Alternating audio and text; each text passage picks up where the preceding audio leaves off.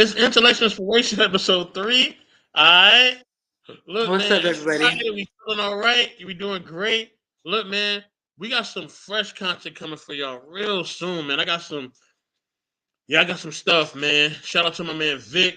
You know what I mean? Shout out to Lola. Shout out to everybody, man. Shout out to the whole team, man. And three, What's up, Ruby y'all? Dog, City, Grace, Lady E, Cookie, um, Nisi, Queen, man, the whole team, man. Who else? Who else on the team, man? If I'm forgetting somebody, please forgive me.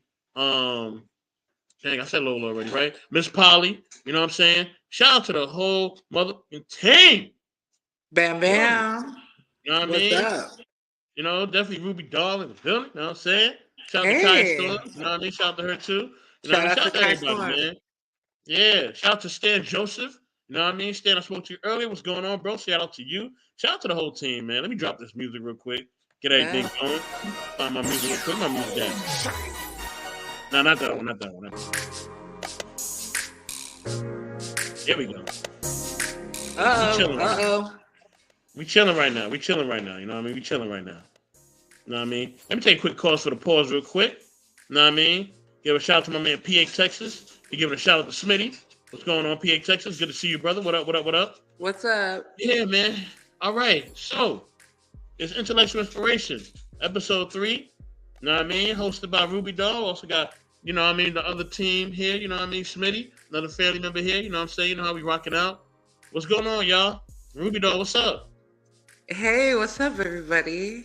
I feel so I'm so elated right now, and I think that some of it has to do with I smoke copious amounts of marijuana, and other is just like the choice to be happy. Like things are so calm and there's no calamity, and so for that I'm grateful. So I want to give thanks to the Most High always for blessing me and my family. I mean that shit. Okay, Ruby, I like that. Like, I mean that. You know what I mean? Let's go. Smitty, what up, man? What's going on?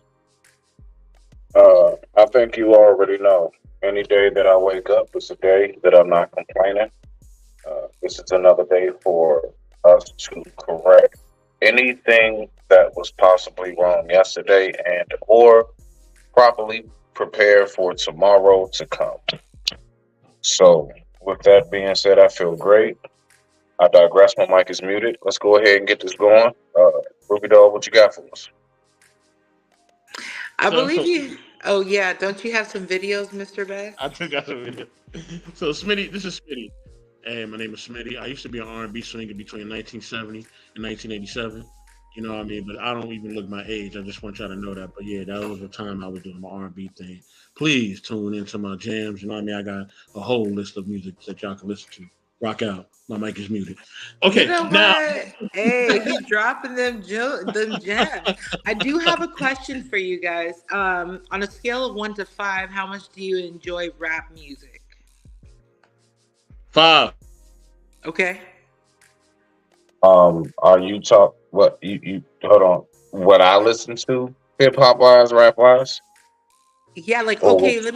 let me reframe that. Yeah. Okay, there's a specific reason why I'm asking you guys. I'm working on a a project where I'm rapping over a pretty famous beat that is by Pap. I forget the name of the producer, but Papoose is on this jam. Remy, Busta Rhymes, like this. It's Lil Wayne. You know, there's this whole like all star thing on this like dope ass beat. And so I'm like, you know what? My rebirth into the music industry or into this creative outlet is going to be since the Rue the Gypsy died, the one that, you know, the music that's out already. This rebirth will, it's going to come out like a bang, like it's the 4th of July. Something that you guys, like a beat y'all already heard. This is like a marketing tactic, right? So I get on this beat, I kill it, and then I'm like, oh, by the way, this is my new shit. I just wanted to share that with you guys since we're talking about each other's lives, and instead of just being like, I was giving you a very general, I wanted to give you something more specific. And I can't wait to share that with you two specifically when I'm done recording it tomorrow. All right, and we will be right here ready to listen. Most definitely, most definitely. School bangs. That's what's up. But what else do we have on the plate? Do we have some videos? What we got going on? I got a lot of stuff going on, and salute to Ruby Dog for getting back in the creative bag. You know what I'm saying? I know somebody. We gonna come out with an Intellectual Soapbox album. All right, the album's coming. All right, I'm gonna just say the album is coming. All right, we gonna have the album's coming. That's all I'm gonna say. The album's coming, and it's gonna be crazy. It's gonna be like one of the best mixtapes ever. Salute to Debbie Howard. You know what I mean? What's going on? What's going on? Salute to you. Much love. You know what I mean? So I do have a video. Let me pull it up, okay? And I want to hear what people think, you know what I'm saying, and what's on their minds, all right? As always, the link is pinned in all of the chats. You know what I mean? Y'all know where to find us. Good evening to Lady E. Lady E, I see you in the building. Also, salute to my man, Von Eric. Von Eric, what up, baby? I see you up in the building as well. You know what I'm saying? Let me find this joint. There you go. Okay, I got it. Boom. So this is my brother Ali Sadiq. You know what I'm saying? He about to really spit some real. You know what I mean? Fair use as always. Let's get it. Think about kid. Nigga, I'm solution based. I don't listen to problems to gossip with niggas. And I understand. But niggas don't have no fucking heart. You can't go to war with niggas who love tangible things. And niggas talk that fucking warrior shit, but these niggas is so unproven. But you give your loyalty to niggas who are unproven, who do shit for money, and that's it. They don't do shit for the love of the people. And the biggest commodity of anything is the fucking people. It's no you without the people. Don't give a fuck how much money you got. With no people, nigga, you're nothing.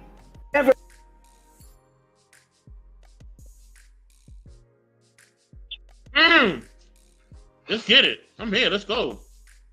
I'm ready for it. Let's get it. Also, salute to the brother Sincere. Sincere, what up, baby?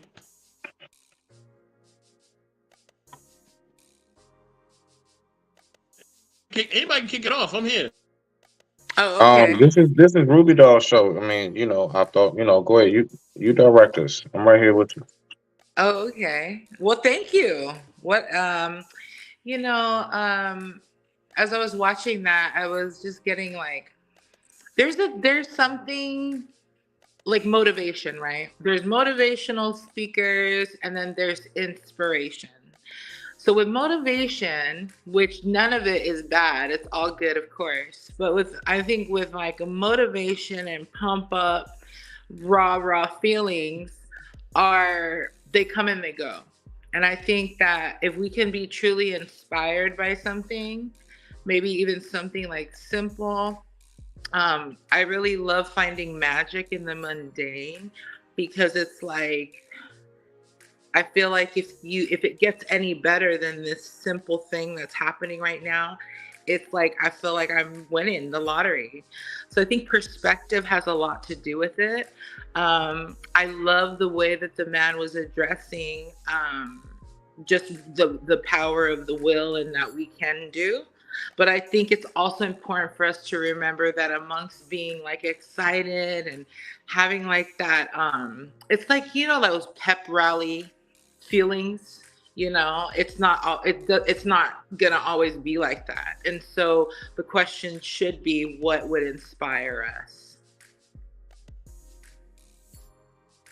Or actually, let me rephrase that, because it's probably not a question for anybody. When I watch that, I feel what should inspire me.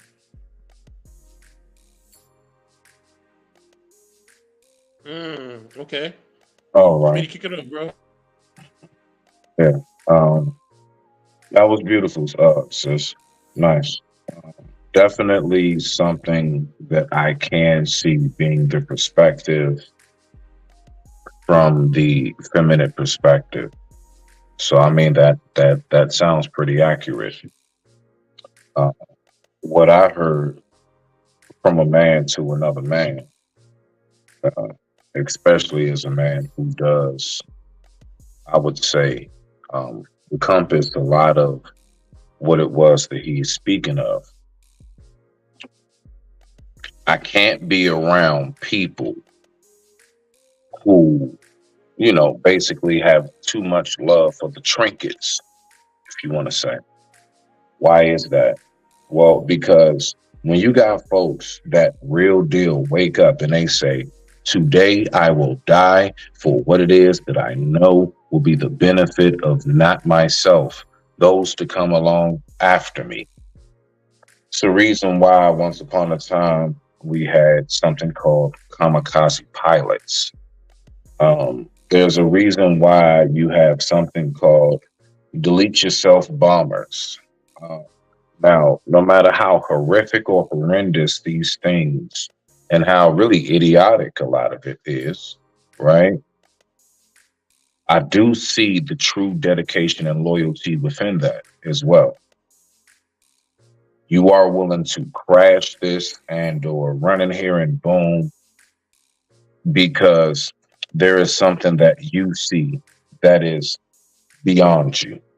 Men, when we operate in the mode and the fashion of I am ready to give my life for what it is that I know will be beneficial for those that come behind me. Because most of us, even though, let's just say we took it from a real chill, peaceful standpoint. If all of us right now started something that actually grew, it blew up, it blossomed, right? It's blooming. And this is something that's going to help the Black community. Whatever it really is going to do, and the real fruits of that labor, 9 times out of 10, not near one of us up here on this panel will be physically alive to see that. Will we be looking down from the heavens in God's will? Of course, right? But will we be here to actually see it? No. I'm saying that to say we do recognize that the people that look at life based on trinkets, based on physical things right here, right now, that's the person that won't give their life. I can't have dudes like that on the front line. I can't have you in the middle of the line nor in the back. I can't have you in the air. I can't have you be the niggas that I got inside of submarines on the aquatic missions. I cannot have you on the team because your headspace is not that of someone who knows all of this shit don't mean nothing.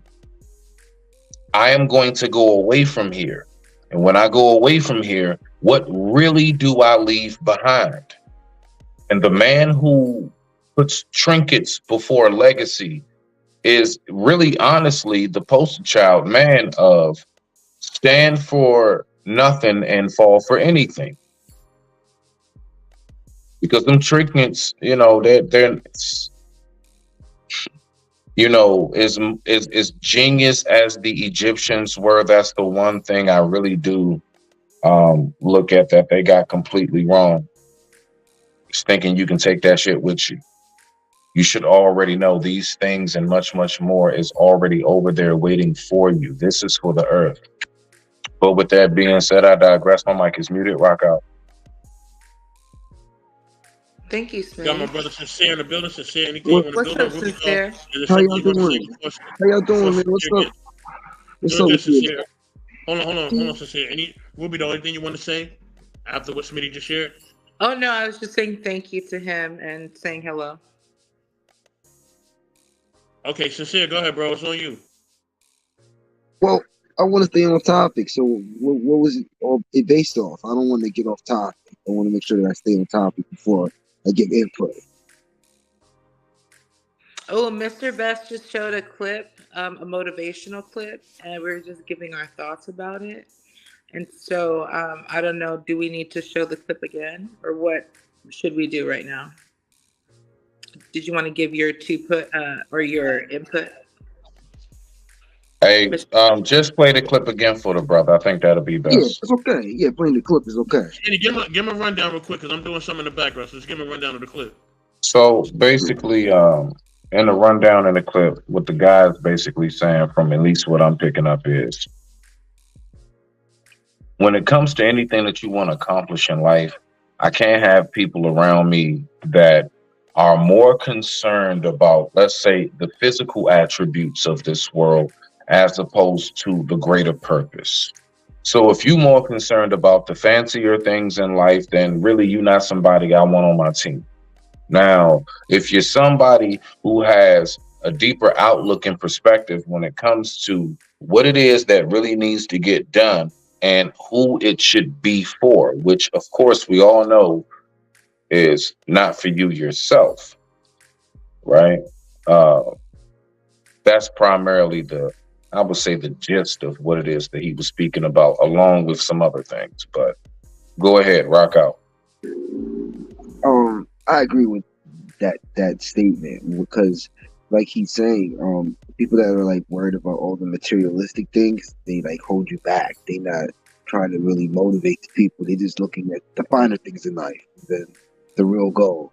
So I agree with the clip when he says that. The man. Absolutely. Mr. Best, do you have anything to add to that? Yeah, man, our brother Ali Sadiq was right on par, man. We got to get back to the essence of really caring about each other.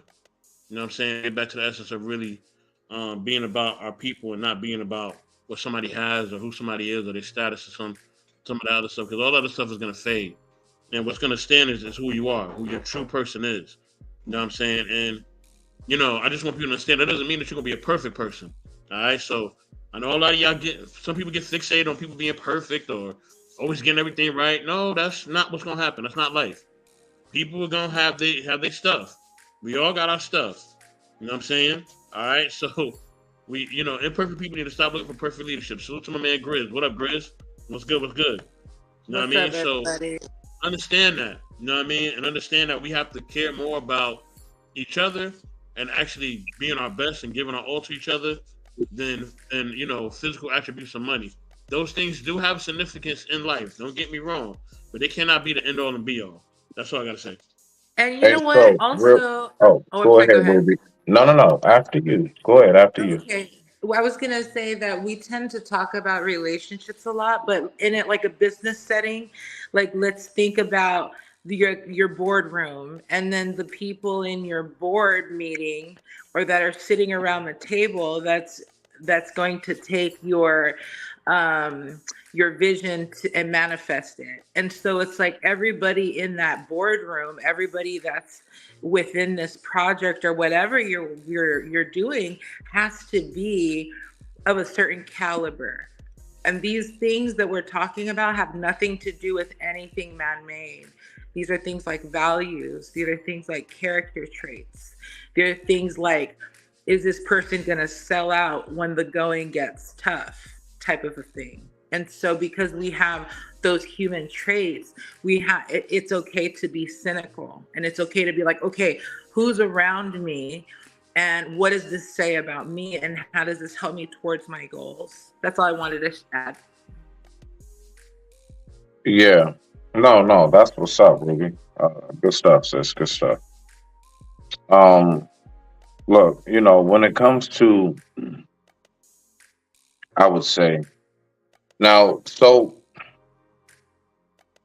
reiterate to me the last piece in which it is that you were saying, because I want to make sure that I don't misquote you or anything. So what was that last part that you were saying? So the last part I said is that money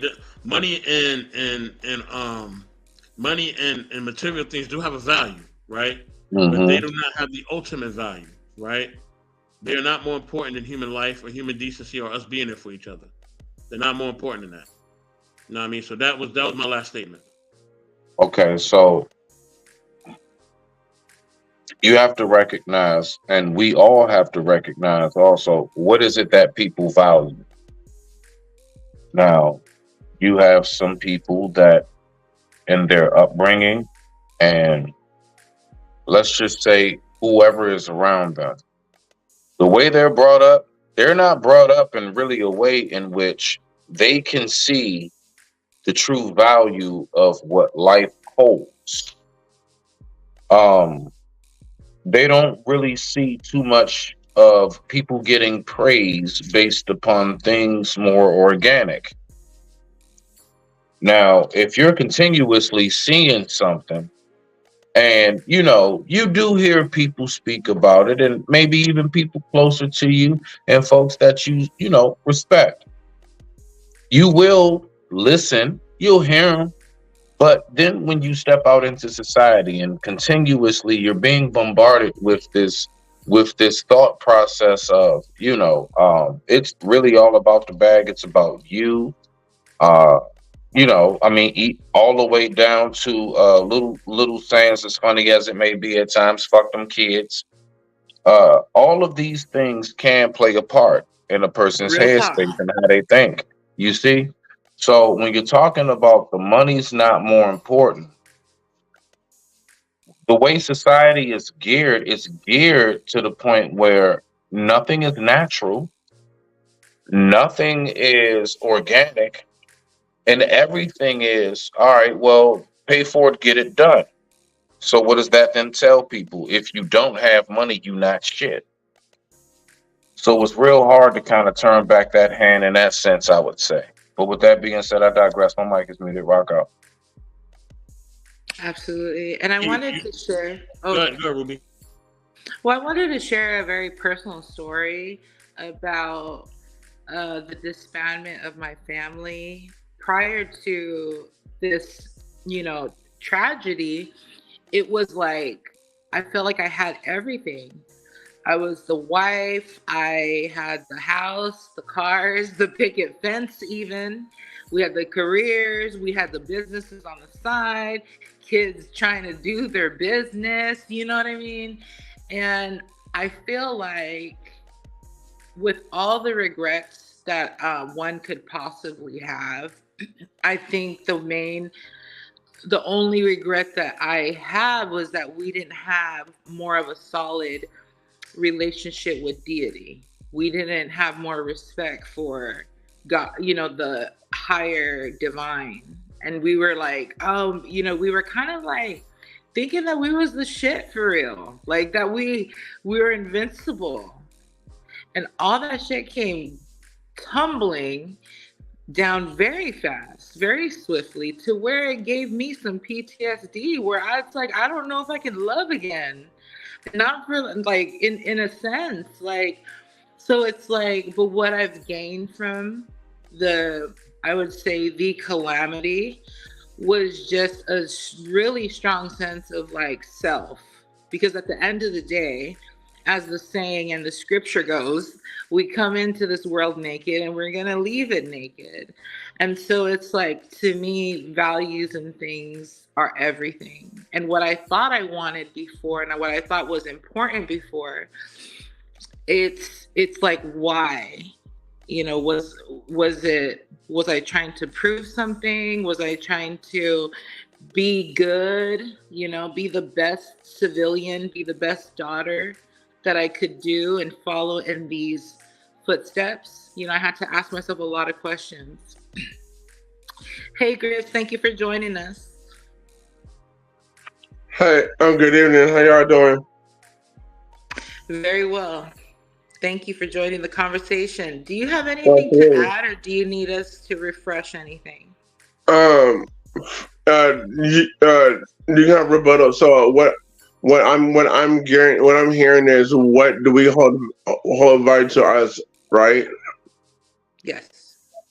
Me personally, time. I value time with loved ones and friends. I value knowledge. Like if I don't know something, I'm like very quickly to understand a word, a phrase. Like I actually know what I'll give you an example right now. So I'm not the best DP in the world, but so I truly have friends who say, "Hey, Quentin, here, I'm gonna give you homework. I need you to look over this homework and go do this homework, and I'm actually working on doing the homework that they tell me to do too. And so I hold true friends valuable to me. I hold family valuables, and just the way I use my time. Money is valuable ish. I just find money is more of a tool to get certain things. Money is, it just like just like how you have a hammer, a wrench, and whatnot. Money helps you to buy clothes, buy shoes, buy your and honestly, and I hate saying this. Money helps with your health. If that makes sense, yeah. But I digress. My mic is muted. I'll holler. It certainly helps in this game of life. I look at it like Monopoly. I'm not gonna say that I don't like eating like nice things that would require the money, but it's more like a game to me. And I have this certain amount of money, like this figure in my mind that I want the universe to bless me with, and yeah, that's how that, and I just want to utilize it to take care of like everything. You know what I'm saying? Do you guys have a fixed amount of money that would make all of your financial issues go away? Honestly, I'm playing this. So, I know in the career that I'm working on getting, in the career that I would love to have $1 billion. This may sound like a lot, but I would definitely love to have $1 billion for a lot of reasons. One being, I would use that $1 billion to establish my film production company, copyright, trademark, everything. Also, too, another thing that I would love to do is create a studio art center for kids, ages 5 and maybe 5 or 6 and over. Teach them how to write scripts, how to act on camera, and basically, it's the Boys and Girls Club mixed with the Art Institute. I would start establishing something like that, and honestly, help whoever needs help with their business. I would help them to finance, their business. It was breaking up a little bit, but last we heard, this is what's that? So, what's the last thing that you heard? That you wanted a center for children ages. Okay, so I would actually call it the Studio Art Center, where kids ages 5 up to high school can come and learn how to do photography, how to do film, how to do acting on stage and camera, how to help them to learn about business as well at a young age. Because I feel like helping kids to find a direction at an early age. Cool. Certainly. You can also get some grant writers to help you with that too. But that's of course a great way to spend money. How about you guys?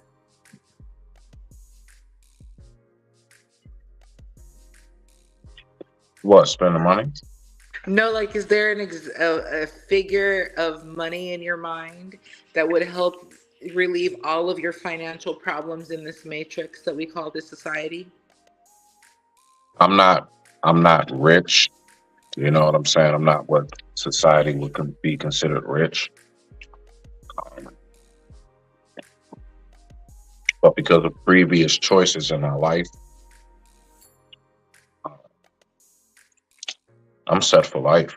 Like, I don't have any financial burden. I can get food when I want. I don't worry about gas. I don't worry about cable. I don't worry about back to school clothes. I just don't. Again, I'm not rich. I'm not balling. But I manage and I control my shit right. So I always got a little something to splurge if I want to. So I don't really go through that. I be chilling. Rock out.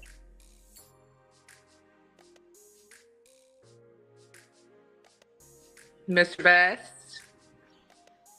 For me, if you just gave me a cool million, I'll be all right. You gave me a cool million, I'll be cool. Wow. And I'll just kind of invest it, and then that'll just help me develop other things. You know what I mean? And that'll be it. I mean, I ain't.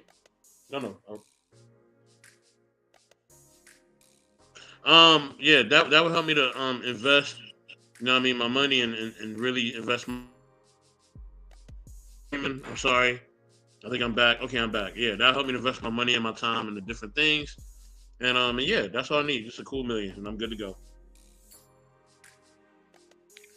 Sounds good.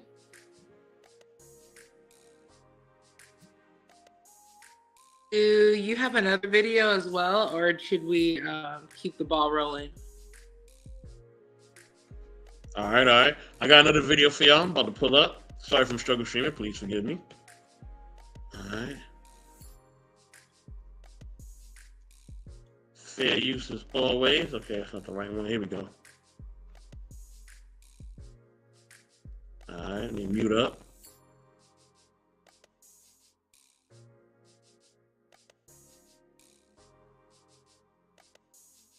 About bubblegum shit. Don't let money motherfucking make you compromise your integrity or your values, and fight. Don't go to sleep till you got enough money to pay for your kids and your girl. Don't smoke that weed if you can't pay a bill. And you might not need those sneakers if you can't pay a bill. And you might not need to go out. You know, most people go out as an escape to a life they hate. Create a life you love, so you want to stay in. But you have to architect that. You have to visualize that. And don't pay attention to the distractions, the negative bullshit, and what other people are doing. Because none of that shit matters. Don't worry about bubblegum shit. Don't let...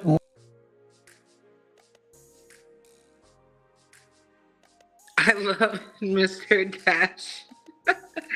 He always just makes so much sense to me.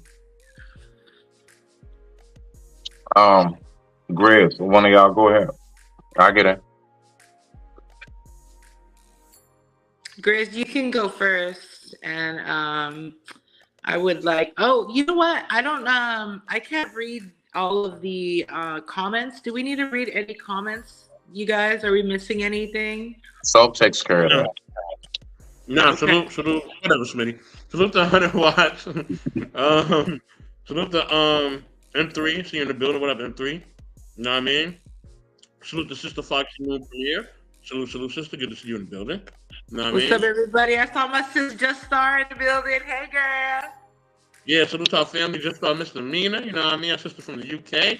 You know what I mean? Because you know we international out here. You know what I mean? Salute to the homie. We on Lock Nation. What's good? We on Lock. You know what I mean? I'm glad to see you back out here, man, being creative. What's going on, bro? Also, salute to my man Raldo the Ruler. I see you, Raldo. What's going on, bro? Peace What's and up, blessings and love to Raldo? you, bro. You already know what it is. You know what I'm saying? Yeah. You know what I mean? For That's those fun. that, yeah, for those that are just joining in, we just saw this clip of Mr. Damon Dash just giving us game on just mentality. I would say it's not only good for mental health, but it's mastermind. He was giving mastermind advice. And so all I can say for me in a practical sense is I feel like ever since I made a commitment to like my own to taking action on my own goals, then I stopped being upset at like my baby father. I stopped just getting mad at anything. Like I'm so happy. I'm so happy these days. And it has nothing to do with money. It has a lot to do with time and how I choose to spend my time these days. But I can assure you that if you just develop, like, just know what you want clearly in your mind, because no one can do that for you. And then if you, like, let's say you don't know the logistics of how to get there, that's fine. That's where networking is super powerful. Surround yourself or acquaint yourself with people who are smarter than you. I love talking to people who are smarter than me because I want to learn. I want to be stimulated. And I want to be able to be of service too.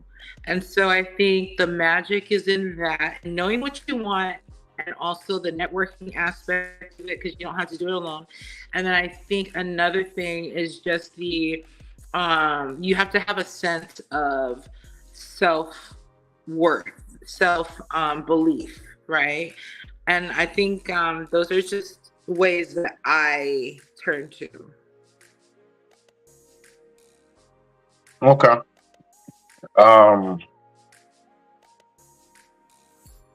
Him speaking about the aspects as far as, what did he say? He said, you don't need to get this right now. You don't need to get that right now.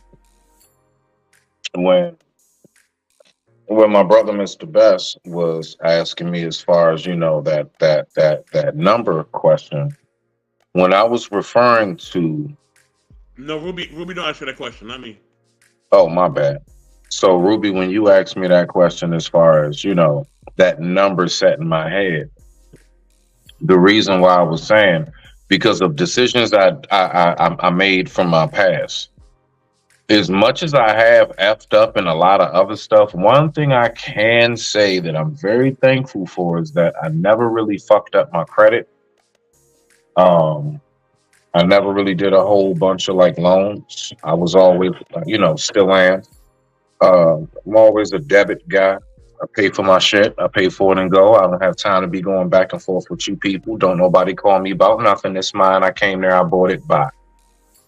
That's how I operate, right? Now, when he's talking about you don't need this or need that, I'm saying that as far as there's a whole lot of things I just chose not to do. I really did. I wasn't tripping off. I just gotta pay all this money and go here, go there. Just to, take some pictures and stunt real quick. But I'm gonna be in the rear behind this shit for a minute. I'm gonna be real tight for a minute behind this. I never really made those type of decisions. I was always the type, honestly, when it came to the financial aspect, I be thinking about my shit. I'm not just blowing my shit. I'm not just splurging it anywhere. I'm not just going out doing this and doing that because, let's just say it's the cool thing to do. That's not how I work. So what I have around me now, what I was able to accumulate, what I was able to put together, and even the discipline that I have right now, not to blow and squander my shit, because I can easily put myself in a hole. I could put myself in a hole by the time I log off of here and the sun rises. I could be real nice in the hole. But I won't do that because I'm going to take my black ass to sleep and I'm going to stay on my schedule. And we're going to keep things rolling the way that I obviously see is the reason why I can easily just turn on lights. I can go get my drinks if I want them. I don't be concerned about gas in the car. I don't be worried about none of these things. Now, these are the things that I look at as far as whether or not I look at, how well off a person is. Are you concerned about basic necessities? And so I figured, I nipped that in the bud. So I'm pretty good. So I don't be worried about it. And if you don't worry about those things when you're not supposed to be worried about those things primarily, there will be a time in your life where you will be able to reap the harvest. And I believe that even the word speaks about the harvest and how when the work is put in, you can reap, the benefits of the fruit that you've went on ahead and planted. But I digress. My mic is muted. Go ahead and rock out. Discipline is key. So I heard a lot of discipline in that. Does anyone else want to share their thoughts? What's up, M3? What's up, Ruby? Salutes to Mr. Best, Smitty, Griff.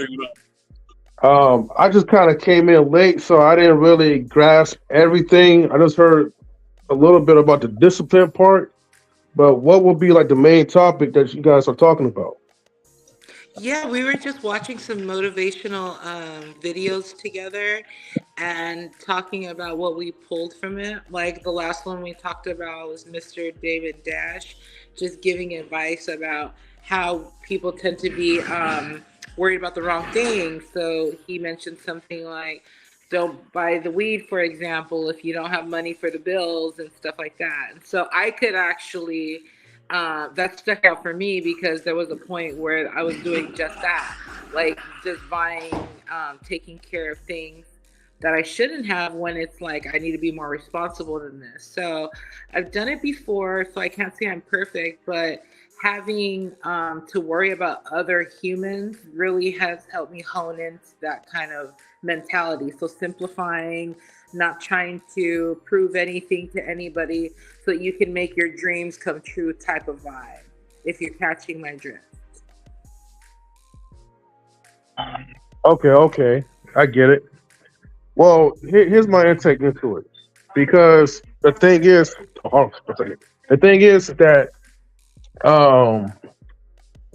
like, it's easy to say, or it's easier to try to have the thought to, like, okay, let me organize my lifestyle or prioritize certain aspects that at one point I was lacking in, but I would just go more deeper into, like, okay, like, what was the reason?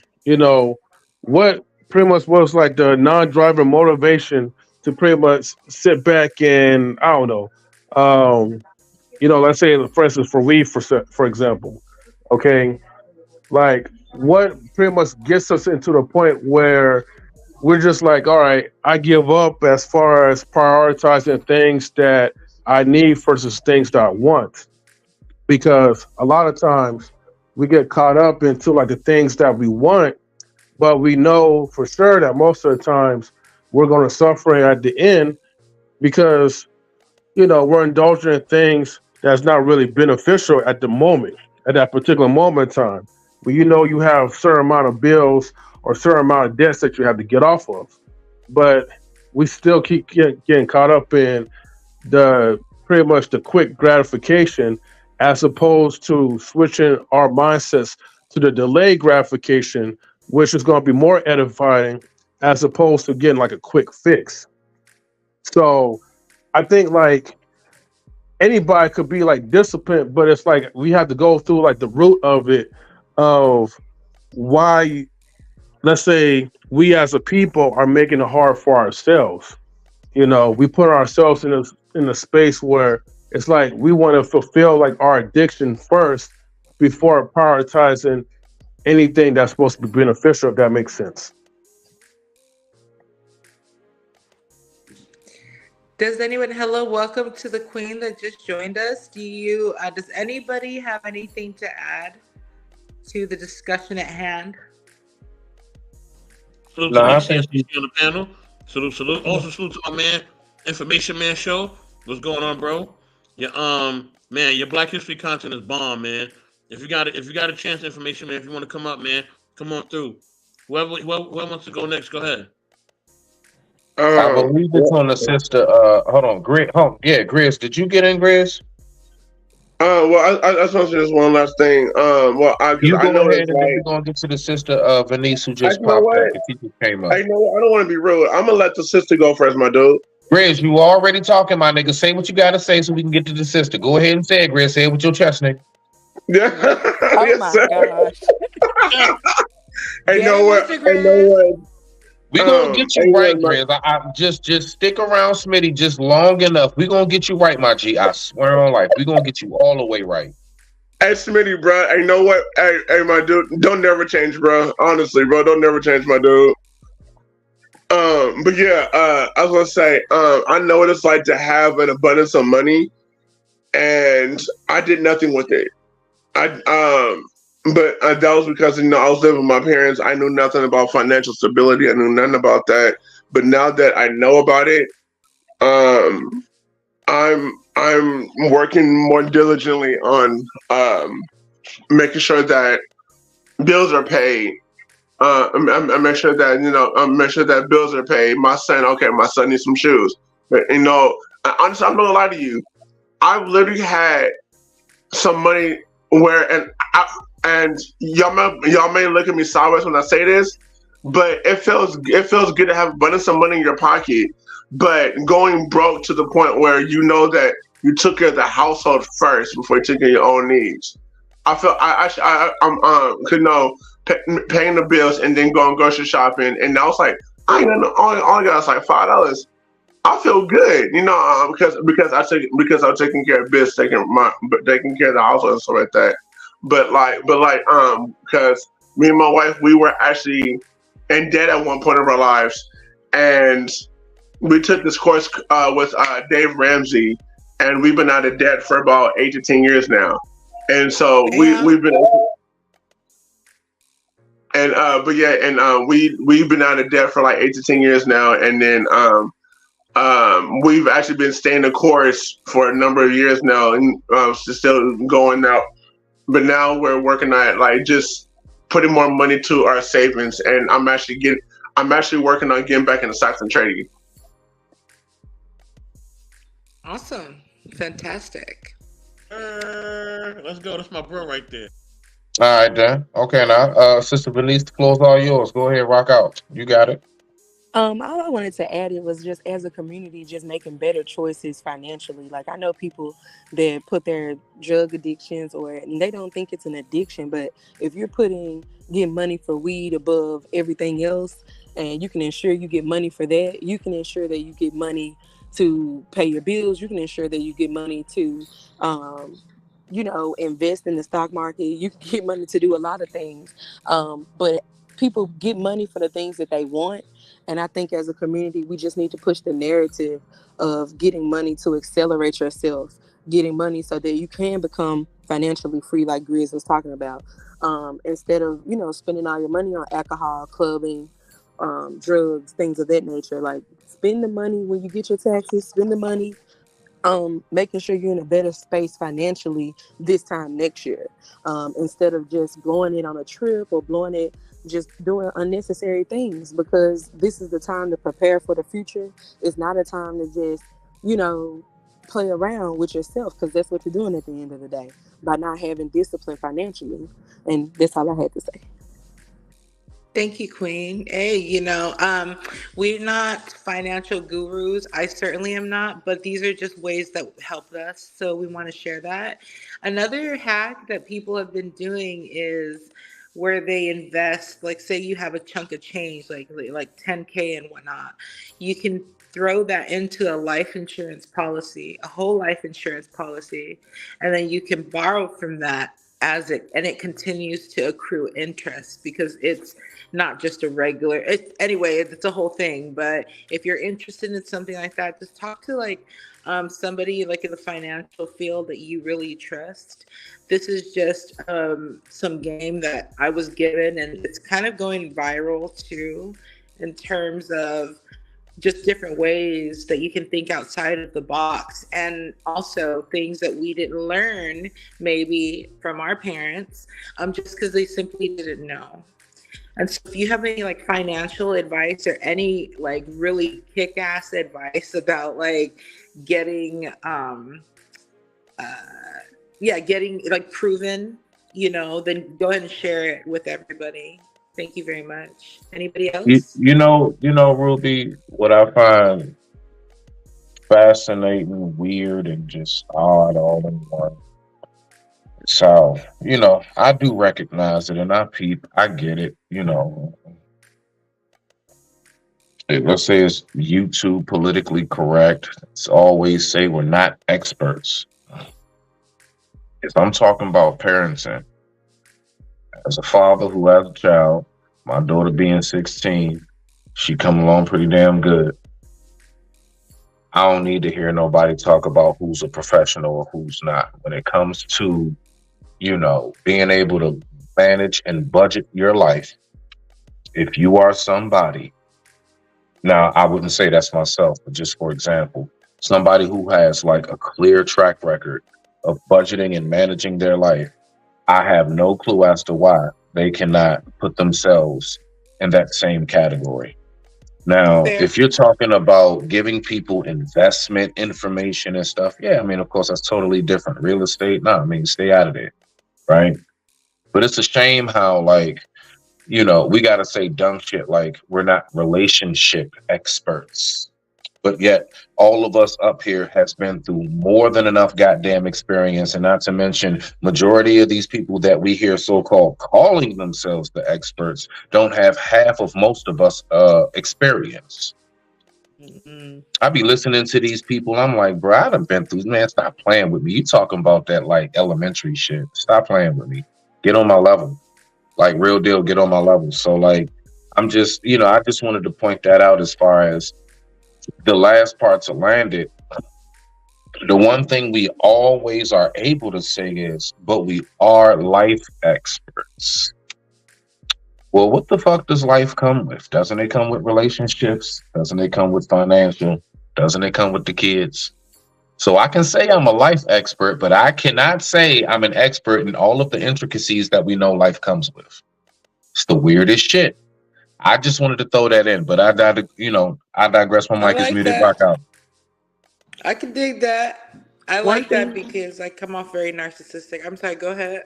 One thing I can add, like a piece of financial advice that my parents gave me, they set up a Roth IRA. I don't know if y'all know what that is, but you can set them up at banks, especially if you have children under 18. It's a good way to have a savings for them. That's right, Queen. The limit stops at like 7,000 this year. Last year it was like 6,500. So if you put like 7,000 up for your kids, by the time they turn 18, they'll have a good nest egg for college or their dreams or whatever. If they want to start a business without getting a loan, you've already put up like 7,000 a year for them. And saving $7,000 in a year is not a lot, but it's something so they won't, turn 18 and they have nothing to their name. They'll have something. And you can set those up at your local banks. Just sit with, a financial advisor at the bank and tell them you want to set up a Roth IRA account. It's basically like a high yield savings account. But if you're under 50, anyone can set it up, even if you don't have a kid. And you can put that 7,000 up and it's going to stay there. You can't, just go and get it randomly, because I know some people have savings. Oh yeah, I have one. Yeah, because some people have savings accounts, but you put like 300 or maybe 1,000 in there, and some come up and you touching your savings again, and you got to start all the way over. So it's good to have a Roth IRA, so you're accountable for the money. You can't just go get it whenever. It's something that you're saving intentionally. So that's all I had to say to add for financial advice. Excellent. Appreciate you. Okay. Let's go to the next video, y'all. Let's get it. Let me go to my next video. Let me see where my screen is at. Okay. I'm gonna go with this one first. All right, fair use, everybody, as always.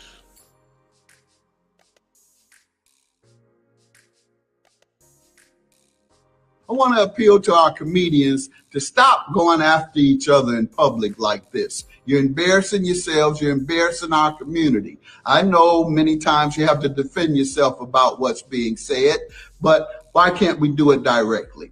And I just want you to know, I believe that we're being laughed at.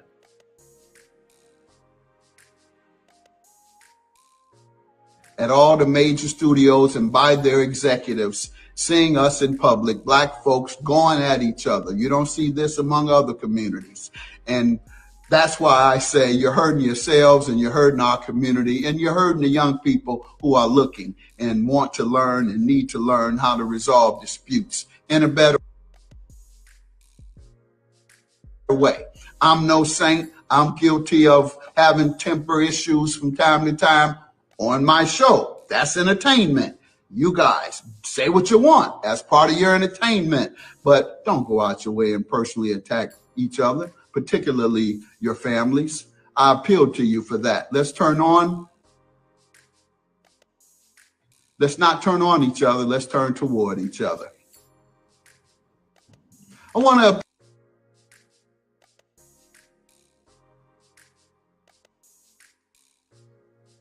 Go ahead, family. Y'all can build. We here. Smitty, can you take the reins on this one, please, or Mr. Best? I got you, Ruby. Yeah. So with this right here, all right, I am kind of turned out. I want us to notice. I want us to pay attention. All right, this is for all my third eye open folks. All right, because I was sitting there the whole time when he was saying that. He like, you should be going at your family folks, and I'm sitting here like, weren't you running for like 10 seasons or some shit, nigga? Like, we got endless clips of us on this man's show going back and forth with each other. He did throw in there, hey, but you know I'm guilty of it too. Yet he had to make sure he threw that in because it could easily be thrown right back at him. But I will say this. He is absolutely right. I speak about this all the time. Look, the fact is, do other communities go through what they go through? Absolutely. As a matter of fact, I'm going to be real with you, dog. Man, when you talking about like certain African, Spanish, East Indian, all of that shit, Asian, bro, when I tell you the abuse, and I mean outright open abuse, and you can't say nothing. Nothing. It ain't no you being quiet because you're scared. You're being quiet because everybody knows and no one cares. So my point in saying that is there are other communities that got their shit way worse than us. Like if you really knew. But you want to know why a lot of this shit that goes on, we don't know? Because somehow or another they keep that shit behind closed doors. They don't air it out to everybody. Why? Because once you start putting everything out there, you're giving all of what you would consider to be your opposition ammo. Right now, at this very moment on this live stage, I could just be like, hold on, y'all. I just want to get some shit off my chest. And I can start going down the line and saying all of the most embarrassing, most shameful moments in my life.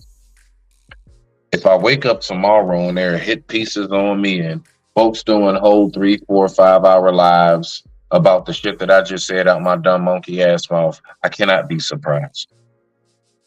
The fact is that the reason why I personally guard my tongue and the things that I choose to say online and the things that I choose not to say online is simply strictly because I don't want to give whoever the opposition may be, whether it's those who share my skin tone and features or those who don't. I don't want to give nobody no ammo. And the one thing that we continuously do is we are quick. We are quick to go through a situation. And what do? We want to pull that phone out. We want to pull that phone out, put it on that person, and we want to start going back and forth with them. We're going through a fight. I've never seen two niggas getting ready to fight, and one nigga has a phone in his hand. I'm trying to figure how do you ball your fist? So when it comes to how we operate and putting our business out there, that's why I really do be saying, look, can we stop bitching? Can we stop complaining about what other people have to say about us in regards to how we act? Can we stop acting like we're surprised when we're not taken serious, considering what it is that we will put out? What they put out there, that's one thing. You know how we fire back? Put they shit out there. Embarrass them. Don't embarrass us. Don't keep going at us. Don't come at me. I'm you. You me. We each other. Like, don't come at me. Nah, let's get them niggas. But we don't think that way.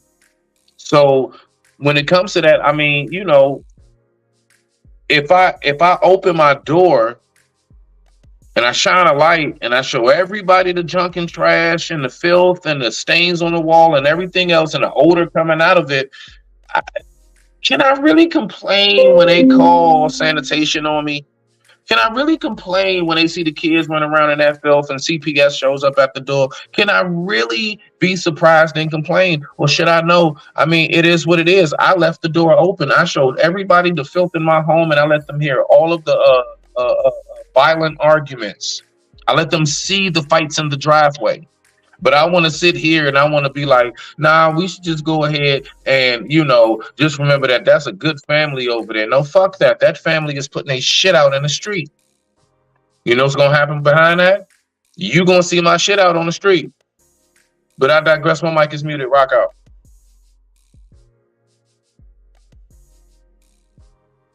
Mr. Best, did you want to go ahead and thank you, Smitty? Salute to my brother Marcus. You know what I mean? I'm glad you checked in. You know what I mean? Salute. Yeah, man. I'm glad that the judge finally said something. It's about damn time.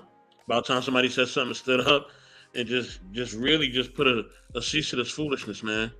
You know what I mean? It needs to be said. It needed to be put out there. You know what I'm saying? you know, and I think the push towards positivity is definitely something that we need to be pushing forward to. You know what I mean? We shouldn't be inspired and encouraged to do that. You know what I mean? Instead of talking about each other and getting on each other's neck, why don't we try to find solutions in order to move things forward? You know what I mean? As he said before, the ones that are in charge of the studios and set movie roles are laughing at us because they do not share our struggle, nor most of them don't share our complexion either. Okay? So they're laughing. They're like, look at them. They can't even be organized. Even if we give them, you know what I mean, resources and power, they can't even be organized. You know what I mean? So he's bringing up something poignant. One, because he's in the industry for himself, right? He's been in Hollywood. He had a successful show. Yada yada yada. He's a judge. We know what he's done, right? As Smitty said, he did it for over a decade, right? So he definitely did his thing. I used to watch the show too. The show was pretty good. They gave a lot of gems on there too. It was some riffraff from time to time. You know what I mean? But he definitely did. He definitely did a good job. Nigga, wasn't no time to time. He was on for 10 years and running for a reason, my nigga. His shit was lit. Stop playing games. It was. But he gave some jewels though during that time too. Though he gave some big jewels. That's I mean, facts. No, he did. Facts. yeah. There's one clip of like this dude, this uncle going at his nephew, and he ripped the uncle to shreds, boy. So and thank you also, Vemusa Kone. Hopefully I'm saying it correctly. If I butcher your name, I do apologize. You know what I mean? That's just my Brooklyn and also my American side coming out. You know what I mean? Please don't be mad. But thank you for tuning in. Appreciate And you. him chewing food. Don't forget him chewing food. I'm not eating right now, Demar. I'm not eating at all. Okay. But yeah, that's all I gotta say. I'm gonna pass the ball to Ruby or Nisi or Grizz. Y'all in. Well, I just wanted to say something real quick. As somebody who, excuse me, I only know the Black community to be inclusive and welcoming. And I do like that we talked about, I think this can be applied to any culture of people, any group of people. And I think that yeah, it is disheartening. Like I remember seeing my aunts and uncles like fight, argue, and it just was really uncomfortable for everybody. And I think that there's a point too where I understand where he's saying that we can just take care of disputes probably in a more effective and efficient approach. And not just because there's always like, for instance, when he mentioned that the being laughed at part, you know what I mean? That's very possible. And the same thing can be said with my community when we do things to diss each other.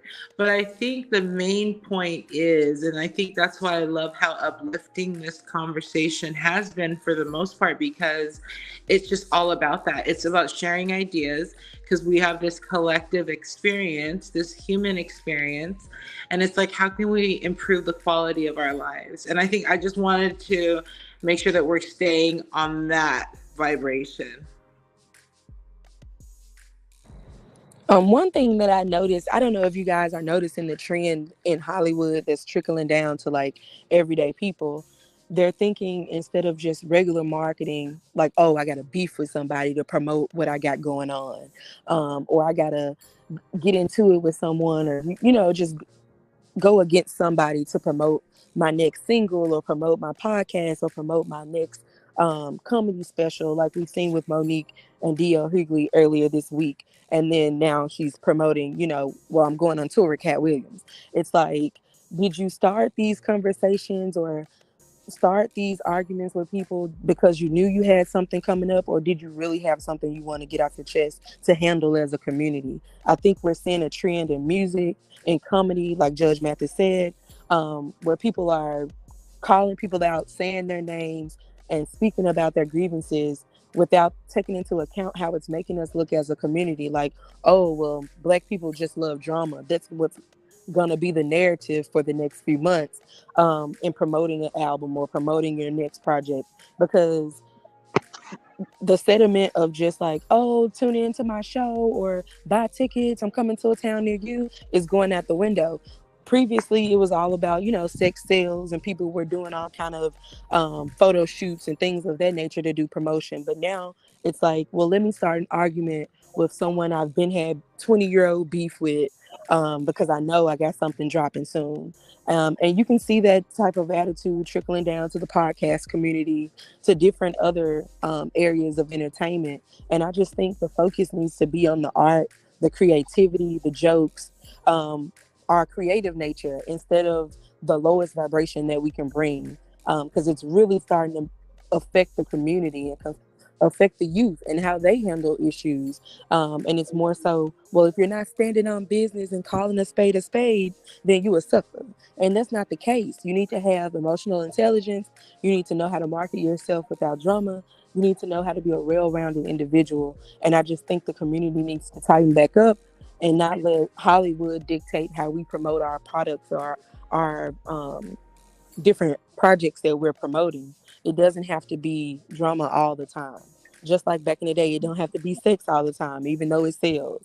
And now we're just entering into an era where drama sells, and drama is what's going to get you ticket sales and attention in the media, or people to click on your items because they want to hear, what went down the last time.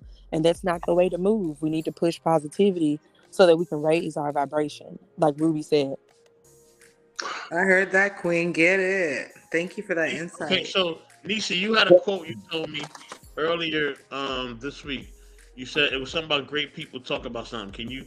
I can't remember it, and I'm trying to remember it, and I'll be trying to remember it all the time, but I always forget it. Can you say that quote?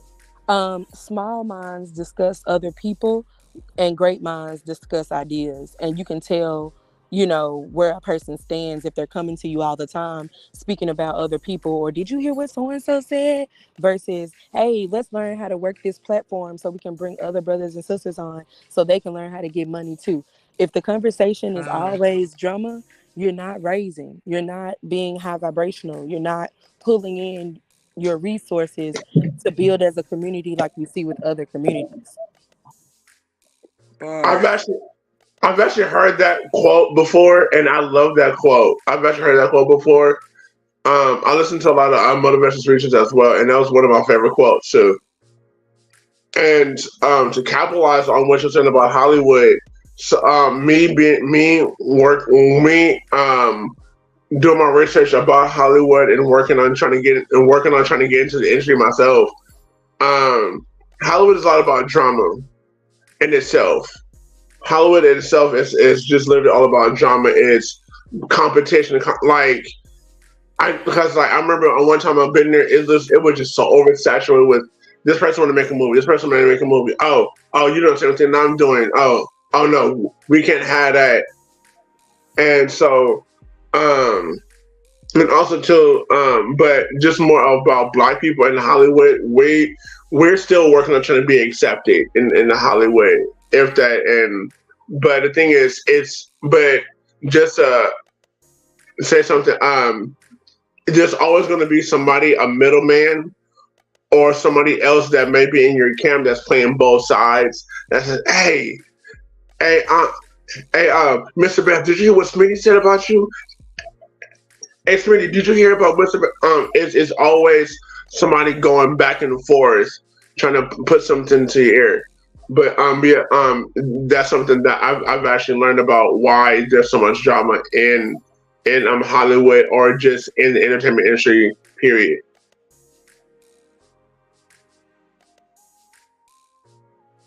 Okay. You got our last video. I don't know if Ruby Dog wanted to say something before I get to my last video. Oh no, go ahead. Okay. Thank you, Ruby. Appreciate your family. You go to my last video. Where's it at? Here we go.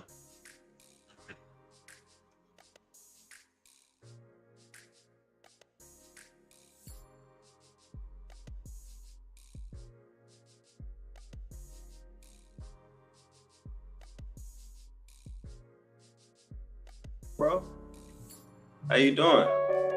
I got something on my heart. Can I share it with you? Holding everything inside doesn't make you strong. Just like showing that you're vulnerable doesn't make you weak. You tend to hold everything on your shoulders because that's how you was raised.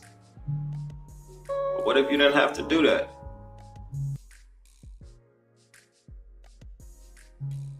It's good that you recognize that you need support, and that you're feeling exhausted. I'm proud of you. Because even Superman knew that he had a kryptonite.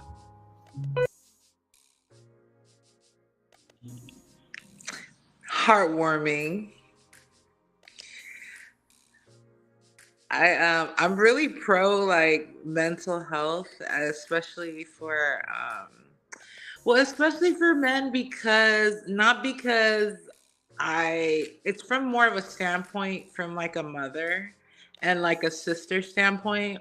Like I think a lot of my compassion is from that lens more than it is like from a lens of like a romantic partner. So when I see a man who expresses like I would say, vulnerability in any fashion, I just admire that, especially because it's not really a luxury that many men get to have. And I think it's even, I think as a woman, I know that I've taken for granted where I can just be like emotional, like just cause.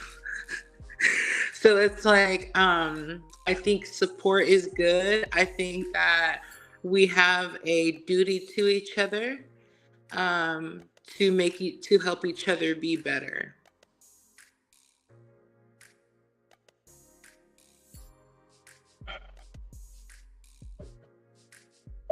Now that I'm done throwing up in my mouth 3 times. Excuse me. Yeah. That bitch made, nigga. Then he had the nerve to have the fucking soft ass piano with like geese being fed at the lake and shit, nigga. Like, get the fuck out of here. Shut that whole ass shit up, bro. I'm sorry. Because the fact is this, he said, what?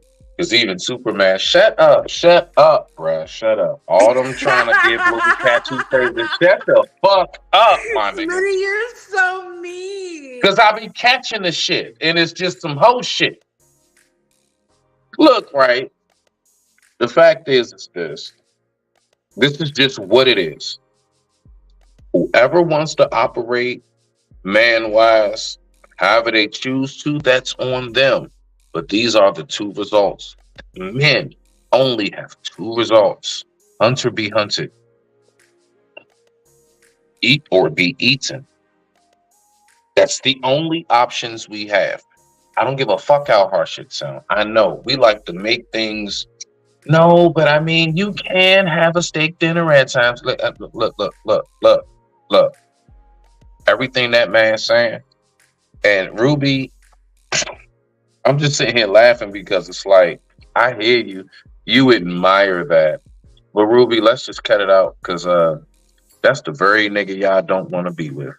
That's the very nigga. That shit real cute at first. Then after a while, that shit gets on your goddamn last motherfucking nerves. You can't stand it, soft ass. You can't stand the fact that this nigga don't have no backbone. You can't stand the fact that this nigga bitches down and coward whenever you see this man is supposed to stand up. You can't stand it. But at first, before you was with him, that shit was real cute. And then dudes like myself may be like, bruh, could you like cut all that whole shit out? Leave him alone. No. Leave him alone. He's just fine. Allow him to be more emotionally aware, incompetent. That's right. He should be able to express himself. And as harsh as it seems that what we're doing as the group of men around him, we're actually doing the most healthiest thing for him. We're reminding him to sink or swim out here. All right. Will you have your moments of laughter, peace, and rest? Absolutely. I have that all the time myself. But I don't never lose sight. Not for near 1 second. Not near 1 second do I ever think I can get up this bitch and start being emotional. It just won't work. Everything that you all see me as, whatever that might be, I don't know, because I don't talk to everybody about what they see me as, but you all see me enough at this point. Let me get up here and start crying on some whole ass shit. That'll fuck y'all heads up. All of that, nah, Smitty, you can go ahead. It's okay. Yeah, okay. Yeah, okay. You saying that. You saying that. See, me, I know better. I know better. So you know what I'm gonna do? I'm gonna save us from me by you know doing. You know what I'm gonna do? I'm gonna make sure I keep my shit in order. So the fact is that we can keep on trying to advocate for men being all super emotional in public all you want, because the fact is people keep missing this shit. And I'm gonna land it right here. No one, like even myself, if you hear me all the time when I speak about men crying or anything, I'm talking about actually shedding tears, snotty face, you got the ugly face going on and everything, eyes puffy, all of that shit. I say go off somewhere. I never advocate for a man not to release. You must. I even say it. The Son of Mary, the Messiah himself, has wept. So who are we? I've said these things multiple times. I think what's being missed is, I think we need to start making it a normality that these men is little of an example that we have nowadays of strong men around us. We should allow these niggas to just start crying on camera. They should be able to just bitch, whine, complain, and moan about every goddamn thing going on. And so, I mean, I'm going to just be real with you. Like, I'm telling you now, to any man, whatever little bit of respect that you may, believe that you have, I promise you a large degree of that has a lot to do with the fact that they may not see you as needy and they may not see you as bitchy and whiny. The very moment that you start exercising those attributes, I promise you, you're going to see a shift, and that shift is going to be faster than overnight. Okay, Smitty, I have a question. But I digress. My mic is muted. Watts, what's going on? Respect. Go ahead, rock out, Ruby. Well, the question is, do you think that your stance on that is due to societal expectations of women? No. That is due to the actual standards in the actual design and structure of nature itself. Nature reminds me, fuck a societal standard. That is the way the laws of this universe is written. You know what star swallows what star? The bigger star. Stars collide all the time. You know which one winds up being the one that's there, the one that was bigger. Period. You know which lion or which animal generally is desired more by the females, by the women in the community and stuff. The ones with the higher testosterone, the ones that are stronger, faster, more alert, so on and so forth. These are things that nature shows us. Long before there was any of these panels, the talking points, long before I even knew that I would use the word narrative so many times, these are things that I saw. And these are things that I've seen. I've seen what's happened when anything steps outside of those boundaries, when they transgress. Just listen, they can have a good run for a minute, but I promise you they never finish good. Okay. That's all I got to say to that. But I digress. My mic is muted. Rock out. All right. Welcome, Mr. Watts. Welcome. Do you have anything, or Queen, would you like to share anything in that regard? Salute to Steph in the building. Salute, Steph.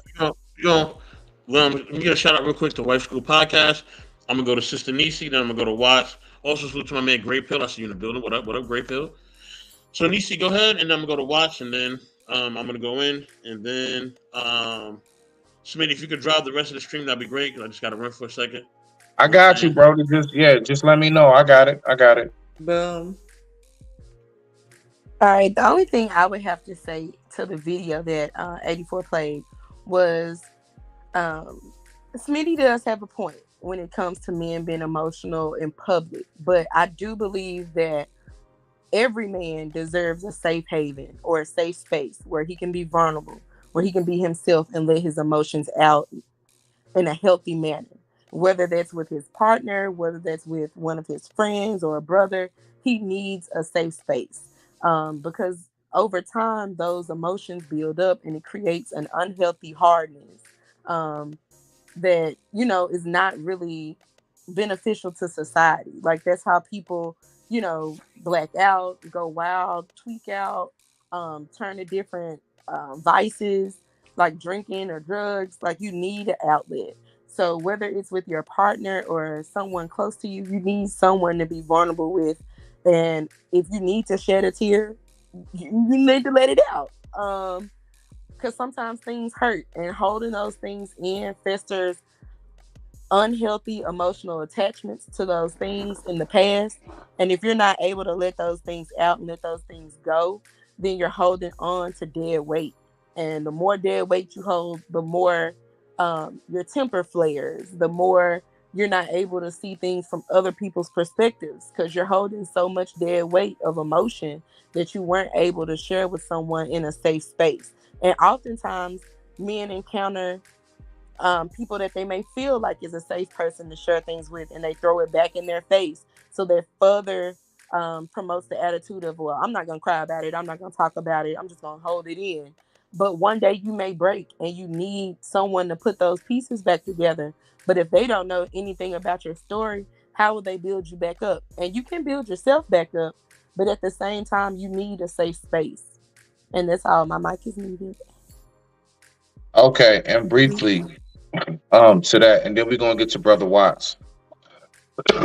Excuse me. Bless you. No, that's just some good weed. Listen, the thing is, what you're saying as far as the safe haven, I'm sitting here, I'm nodding, I'm saying absolutely. Yes. My main thing, so people don't think I'm just this effed up ass person, right? I'm just very strict on shit and very militant about certain things because I know it keeps things going. I know it preserves this. That's part of the preservation, right? Is that men should be allowed to have a safe space. That safe space is not right now on this motherfucking panel. Nigga, listen, I'm going to repeat the steps again. Push X, then grab tissue. X, then tissue. Don't grab the tissue, blow your nose, okay? And then try to hit X, nigga. It's too late. It's there forever, okay? X, then tissue. Go find somewhere, take care of that shit, and then come on back on the panel, nigga. Get that shit off your chest. We're going to give you the floor. You see what I'm saying? But when it comes to a man expressing themselves, like certain places, no. A queen never goes in front of the people without her crown on. Neither does the king. They may do, look, back in the chambers, oh yeah, I mean, shit, walk around, just some tights on and shit. They got a turkey leg in their hand and shit, just all kind of taco meat and titties, all kind of shit out. But when they go in front of the people, they make sure they have a certain presentation with themselves. Why? So that they're never taken that seriously. And when it comes to men, we have to operate in that same mode. You crying, that's like taking your crown off in front of the people. Never do that. Never take your crown off in front of the people, because you let them know that you're dethroning yourself. But I digress. Okay. My mic is muted. Rock out. Well, a question for all of you gentlemen. Hold on, let me say this real quick. Mm-hmm. Look, y'all can cry on the stream whatever you want, okay? Whatever you want. I don't care who you are, you can always cry on the stream. Hell, I cried on the stream before. Why? Because I can. Okay. I hate to push the de facto leader button, but right now I have to. You know what I'm saying? Look, all right. You know what I mean? If you want to cry on this stream, which I am the de facto leader of, you can. That's the de facto leader. I hate that leader. But as a de facto leader, yes, you can cry on the stream whenever the hell you want. I'm so sick of fucking Instagram only. I'm sorry, my bad. I'm so sick of Instagram only giving me an hour to stream. Why y'all always do this, Instagram? Why you only give me an hour? Whatever, man.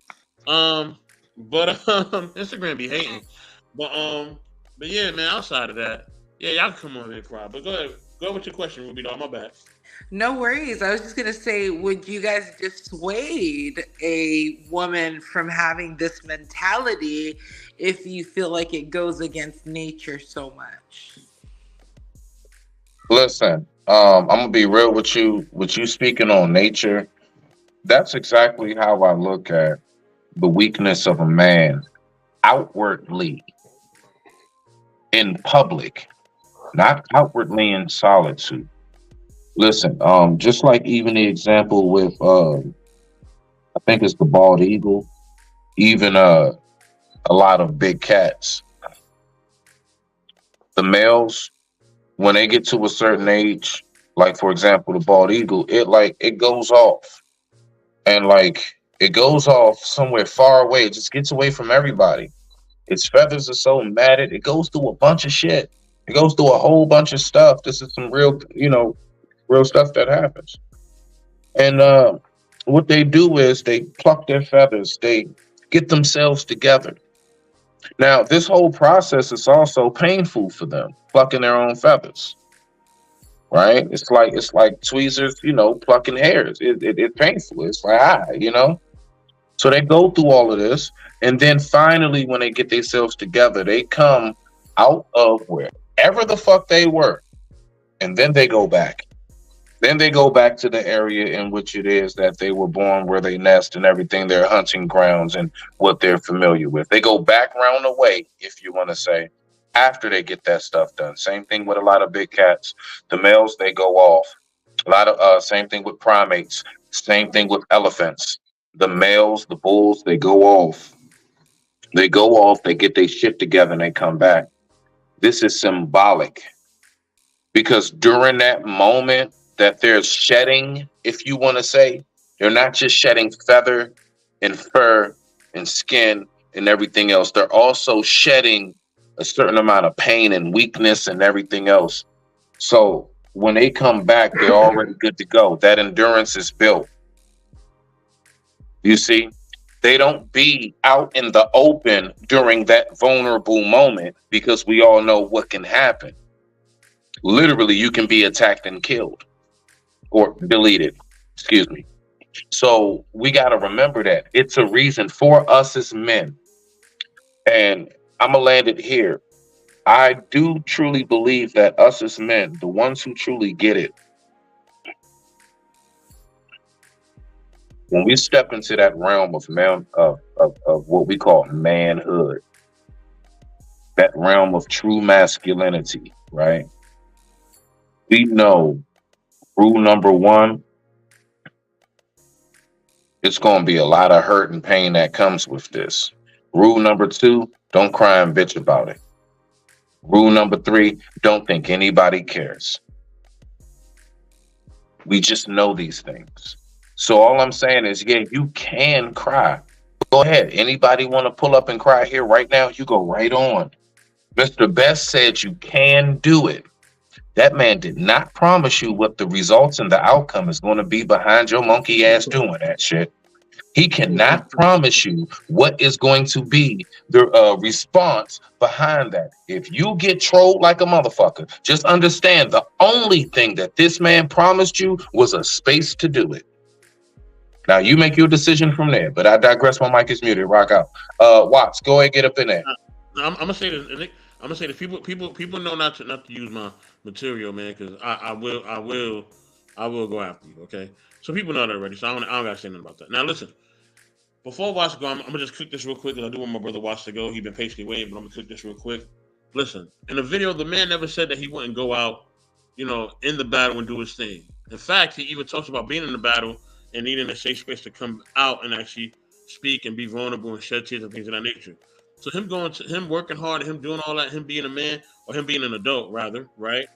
That never was, played. In fact, he, saying that it was him acknowledging that that's what he was doing. So why would you invite men to come right here to cry? Why would you invite them to come here? Let me finish. Because I can. Now,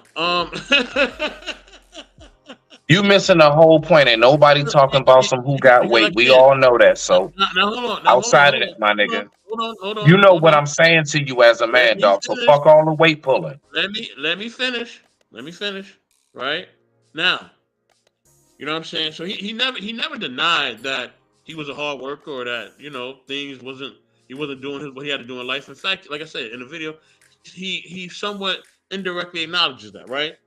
Now, you know what I'm saying? I think as far as rites of passage, the thing that you speak of, Smitty, I think women have a rite of passage too. They have to go from being a girl to a woman, right?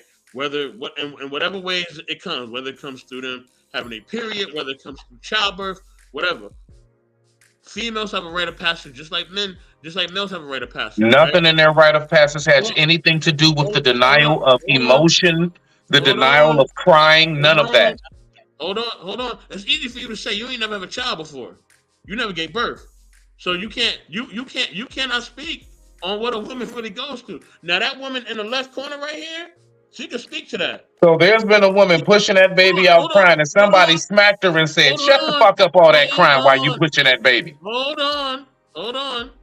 She can speak to being a woman and holding it down and being a mother and having to, control her emotions at times and having to be, stabilize the home and all that. She can speak to that. And I'll let Ruby Doll, cook on that in a minute after Watch go. But I think both have a right to passion now to becoming an adult, right? But one thing White School Podcast said, which does make sense, animals do not have a soul, which they don't, and we do, right? So animals don't have a soul. They don't have the consciousness, or they don't have the bruh, that is something that is very much so subjective, bruh. That is highly from just a biblical standpoint, dog. Scientists can disprove that and debunk that in a second. That is not true. Right? Let me finish, right? They do not have the intelligence, or rather, the cognitive. That is not true. They are not as intelligent as we are. No, they're not. Right now, nor do they have the rationale that we have. Now, with that being said, right, I think that vulnerability, right, whether you're a man or a woman, has to be done in a safe space, right? I'm not saying that any man or woman should just be vulnerable at any time with anybody, any place. Yes, sir, I'll be there. Okay. No, I mean, I'm not saying that. What I'm saying is that, right, you should be vulnerable, right? People should be vulnerable. But I don't care if you're a man or a woman. It needs to be in a space where you actually can trust people, and you know those people are not going to use what you're saying or what you're doing, you know what I mean, against you. You know what I'm saying? So if you're a woman and you trying to be vulnerable, you ain't in a safe space, it's not a good idea. If you're a man and you're trying to be vulnerable and in a safe space, it ain't a good idea. Right? So, a safe space is not gender specific. You know what I mean? Vulnerability, like I said, and I'll say this again, vulnerability is a gift. Okay? You cannot give it to anybody. You know what I'm saying? I don't care what gender you are. All right? You have to find a space that works for you. You know what I'm saying? Now, I mean, after I share this, I got to break out. All right? All right, hold on. So real quick. I'm going to make this real quick. So when you speak about vulnerability, do you believe that, okay, so this is a technical and real fact. A soldier out there on the field without his walkie-talkie, first aid kit, fellow soldiers, of course his arms, right? He needs his arms as far as like his guns, knives, all of that. Do you believe that without these things, that soldier is vulnerable? Yes, he is. Okay, hold on.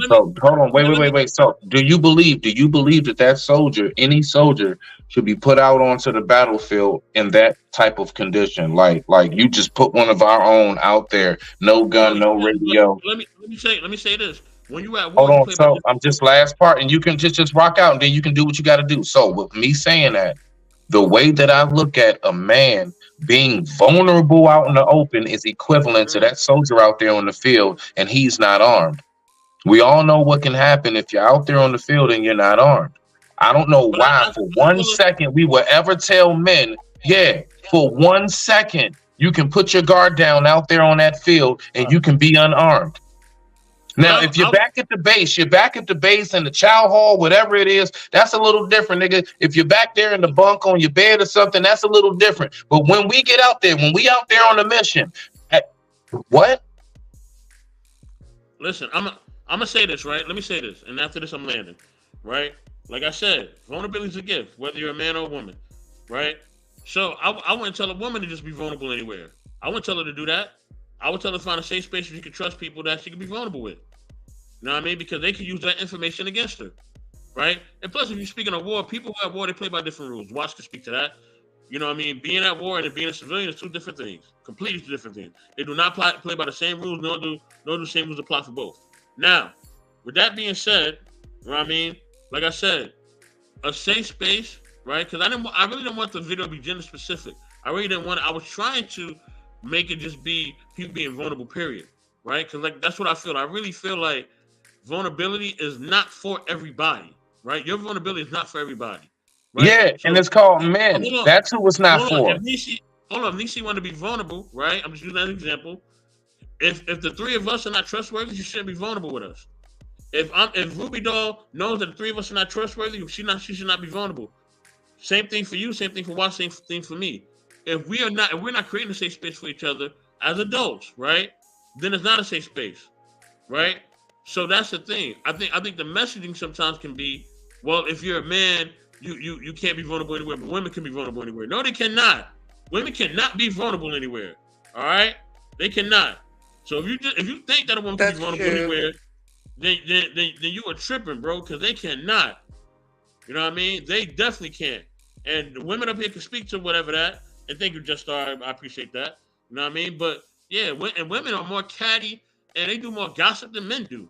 So they damn sure can't be more vulnerable anywhere else. But with that, man, I'm gonna step away, y'all.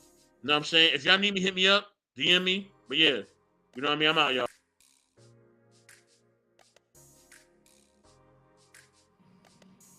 Thank you, Mr. Best. Thank you for everybody. Mr. Watts, do you want to go ahead and say something?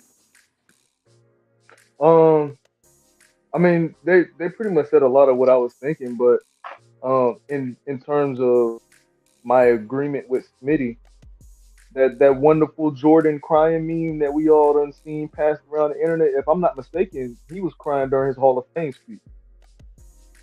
That's to be a basketball player, that's a very proud moment. Like to finally be in the Hall of Fame and to be in a place where you're standing in front of the world and accepting the fact that they grace you to be good enough to be in the Hall of Fame. And this is Michael Jeffrey motherfucking Jordan. You know what I'm saying? This Jesus and sneakers. And even at his height of accepting something for what we all know him for, even at that moment of crying, that shit was sent all over the world, plastered everywhere, used as a joke, and still is used as a joke to this day. I think that I think vulnerability is overrated. Being vulnerable is overrated, in my honest opinion.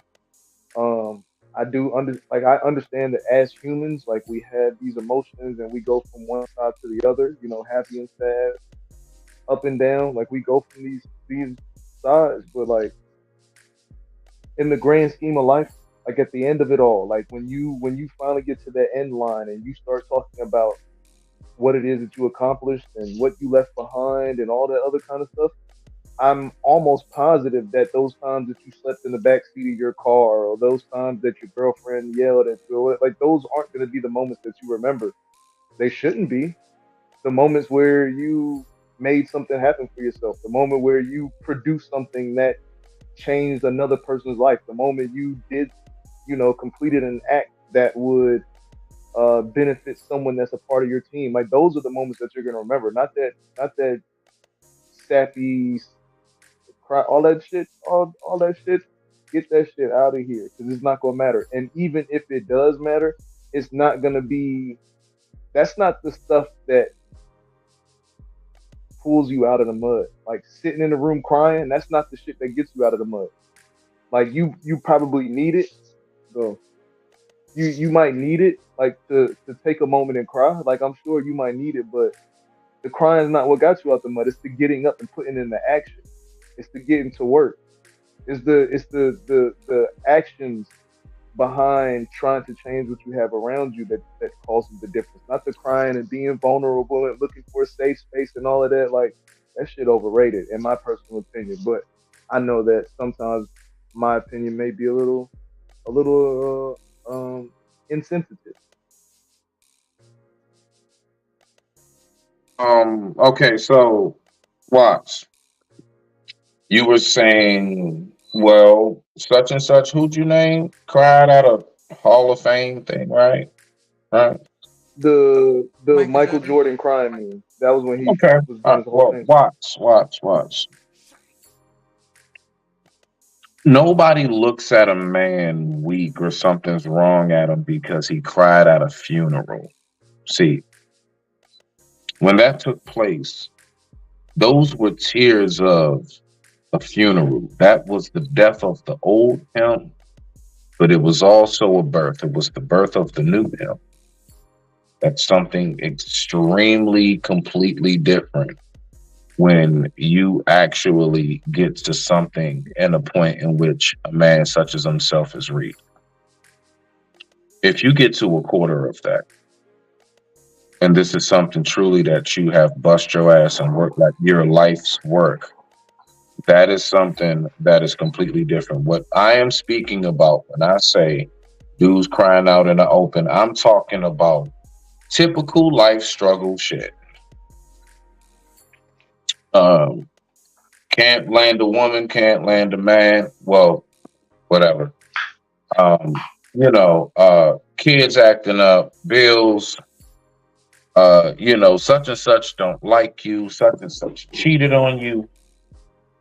All of these things, okay?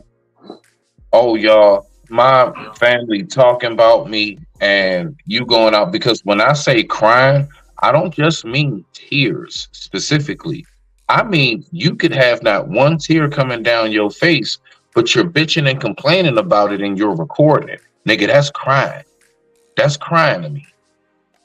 To most of us as men, on a certain level and caliber, that's some whole shit. That's crying. Why are you doing that, my G? What's wrong with you? Call one of us. Hit the phone, bro. Let's go ahead, hit the bar, whatever. Let's go ahead out back to the spot, whatever it is, and let's go ahead and get that shit off our chest. But you don't go take that shit out there to the goddamn world. That's not what we do. And see, dudes that do that, like you putting a bad rep on, the ones who really, and I'm gonna be honest, like not even, and it ain't got nothing to do with trying to sound on top. I promise you. I say it all the time. Take you a couple pillows, go to the middle of the woods. All right, have a nail gun, hit them bitches up on the tree, and just put your face in it and go at it. Have at it. I'm talking about scream. It should be birds flying out the nests and shit. It should be all of that going on when you do that. No problem. But other than that, honestly, when it comes to just outwardly doing such a thing, no, you should not be doing that. You should not be doing anything like that as a man in public. Period. So now I'm asking you a question. What is the difference between getting in front of a camera and crying and complaining, and getting in front of a camera and using some of your shit as what we use it for here, being on a panel, using it as content to create, to maybe motivate someone to yada yada, all of that good stuff? What would you say is the difference between the two? Oh, real simple. Okay, so I'll give you the example of me with my accident. When I was in the hospital, I have some pictures. When I got out of the hospital, about 3 weeks later, right? I have pictures. I have footage. I have all of these things, right? I didn't show anybody, and I didn't even tell nobody. The only people that knew were those closest to me, close friends and family. Nobody knew I was even in an accident. What I did was, before I got out there and I told my story, I got myself back to the point where I can walk again. I got myself back to the point where I'm now like up and mobile. I made sure that the scars healed on my face. My face looked like somebody smeared strawberries on them. I was, it was bad, right? So when you talking about what's the difference between the whining and complaining comes from if you're talking about it in the midst of it, what you do is you quietly take care of that shit. You handle it. You nip it in the bud. You do what you got to do to rectify things. And then from there, you go ahead and if you want to talk about it, you can talk about it. There's nothing wrong with talking about, if you went through hard prison times. Nothing wrong with talking about when you was going through being homeless or if you had a drug addiction. Don't talk about that shit while you still actively on the drug and or still on papers. In the sense of, you know, what you're talking about, Watts. So I'm saying that to say a person that continuously like puts shit out there with no real resolve talk behind it. If there's no resolution spoken about, if you're getting online to talk about what's getting ready to be done, maybe you're taking notes for legal reasons, totally understandable. But if you're just getting online just to ask people what do they think, hey y'all, so let me ask you this. So if you went and you all of that bullshit, nah, nigga, you crying, you bitching, you whining, you complaining. And it looks like some hoe shit. You look real weak. I 1 think too, second. sometimes Hold on, y'all. people, Go. No. Go ahead. My bad. I think too, sometimes people just be wanting to vent instead of just hitting up somebody that they're close to. They want to do it for sympathy. Mm-hmm. And sometimes you see those videos on TikTok, like somebody just broke up with them or they got into like a situation that's negative. I think it's all a ploy for sympathy sometimes. You know, to get cash into their GoFundMe or whatever. So sometimes people do let their emotions hang out in the open into the world, but they're trying to get something from it, whether it's attention, sympathy, or money. They're trying to use those emotions to draw other people's emotional strings so they can feel closer to someone or so that they can make new friends. And basically they're trying to trauma bond off of the pain. And sometimes that can be a negative thing and sometimes it can be a positive thing depending on if you're moving on from it and healing from it. But oftentimes we see it's just for attention or just for monetary gain with GoFundMe accounts. And most of the time, if it's not for attention or money, it's definitely for sympathy sometimes because people feel like no one has their back. And when you feel like no one has your back, you know, you'll start to say whatever is on your heart and trying to get it off your chest just so you can have an army behind you of, well, I was there when, you know, you went through this and I remember how far you've come and I'm always on your side. I got your back. People really be wanting a team. And sometimes you build those teams off of being emotional and vulnerable. That's all. Okay. Brother Jay Takashi in the building. Salute to you, sir. What do you Hello, want to Mr. go ahead J. and add on that? What you got for us? You froze up. Oh, no. Never mind. There you go. You in there. There you go. Can you guys hear me now? Yes. I'm clear. Cool. My mic. Yeah, there's a little freaking thing underneath it. If you touch it, that shit. Your cuts mic off sounds the nice. audio 1, feed. 2. Appreciate it. Appreciate y'all. But konbanwa, everybody. Good afternoon. I agree with I forget her name. Yeah, Venice. What Venice said. I've said this. Oh, just got off a stream where I talked about this. I legitimately just said anybody who feels the need to freaking social media their fucking relationship and air that shit out, tell everybody know your fucking business, pisses me off. To me, you're a child. I want attention. Woe is me. And I'll get on dudes if they do that too, but normally if you're dominant females, they need to feel the need to like just do that shit, and I'm not a fan of that shit at all. Like, for example, my parents to this day do not do that dumb shit. This new generation does, because the new generation is so quick for sympathy, and I'll say this sympathy is full of bitches. This whole generation is full of bitches to me. They're super sensitive, and they want attention, and they want somebody to hold their hand and give them a hug. When you're a full blown adult, and you should act like one, and move like one. So to me, the whole rhetoric that I get with this is just that you just want attention. the dudes are not all dudes are going around here doing that. Like literally, maybe like a super sensitive motherfucker who's whining and bitching and complaining. But like a real dude, like a real man in this case, does not freaking air like his story, his relationship, public knowledge. He keeps it between the person that he made a covenant with, and that's how it should go. And the woman should do vice versa. That should already be agreed upon. Like anything that we talk about is between us two. Simple enough. Our relationship is not for the world to freaking. It's to be discussed by the world. It's to be discussed by us. Simple enough. But listen, we're in an age where people are sensitive now, so and they just feel the need to like get something back in return. Like, oh, it'll make me feel better. I'm like, no. You need to own up to that shit. About your part you took in the relationship of why it flopped, and deal with it in solitude, or with the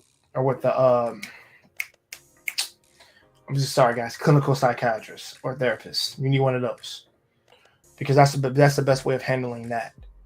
But people don't want to be responsible. They want to be children. So that's really my thoughts process to what Venice was saying because Venice hit it on the head. Okay, I like that. Okay, so I want to ask this. Hopefully, Brother Watts can come back up.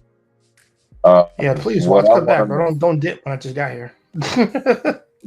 Y'all good? No, we gonna take this out. We got it. I want to ask the ladies this. So, Sister Venice, we're gonna start with you. Then we're gonna go. No. Matter of fact, Ruby, are you there? Okay. Sister Venice, we're gonna start with you. We're gonna get to Ruby when she come back. And I got a question for you as well, Jay. And of course, the chat. I'd love to hear from you all as well. So I would like to know, do you believe that ladies really do respect and find sexually attractive? Okay, there you go. So since we have our lovely host back, we're gonna go with Ruby and then you, Sister Denise. All right. So ladies first, and then I got one for the fellas. All right. Do you think that ladies want a man that is just as emotionally responsive as they are? So I want you to think about you and your feminine girly girl aspect. Let's just say the good old fashioned a mouse is in the house. How we know the ladies will respond, they up on the couch, they holding their dress and everything else. Do you find sexually attractive and do you respect the man that would be right up on that couch with you? So there's a lot to take from that question. But take as much as you want from it. Yeah, and so on a personal note, I happen to be a woman that's in touch with her masculine side only because my circumstances kind of allow for that in that survival of the fittest mentality, right?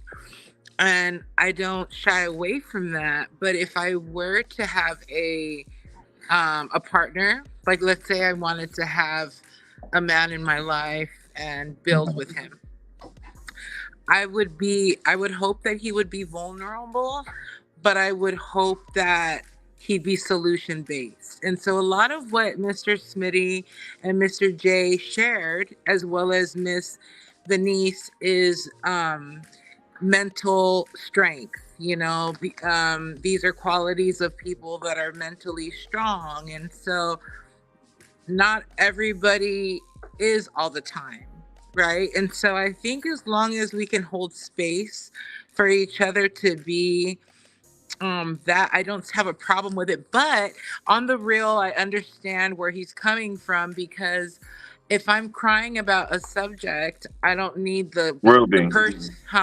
I'm sorry. Ruby. So we're gonna do it just like this, Ruby. What's that? You're on a date with a dude. Yeah. Okay. I don't care who, your place, his place, whatever. It ain't saying nobody's dirty, but let's just say we see the mouse in the house. Y'all are on the couch. The mouse runs across the floor along where the TV is in front of y'all. You hop up onto the couch. Your date Hops up, screen pitch just as high as yours, and he is holding on to you just as tight as you're holding on to him. Yes or no, Ruby? No. Do you start dripping? Does she get gushy or does she dry up? Do we see That's the tumbleweeds? Sahara. That's the Sahara Desert at that Thank point. you.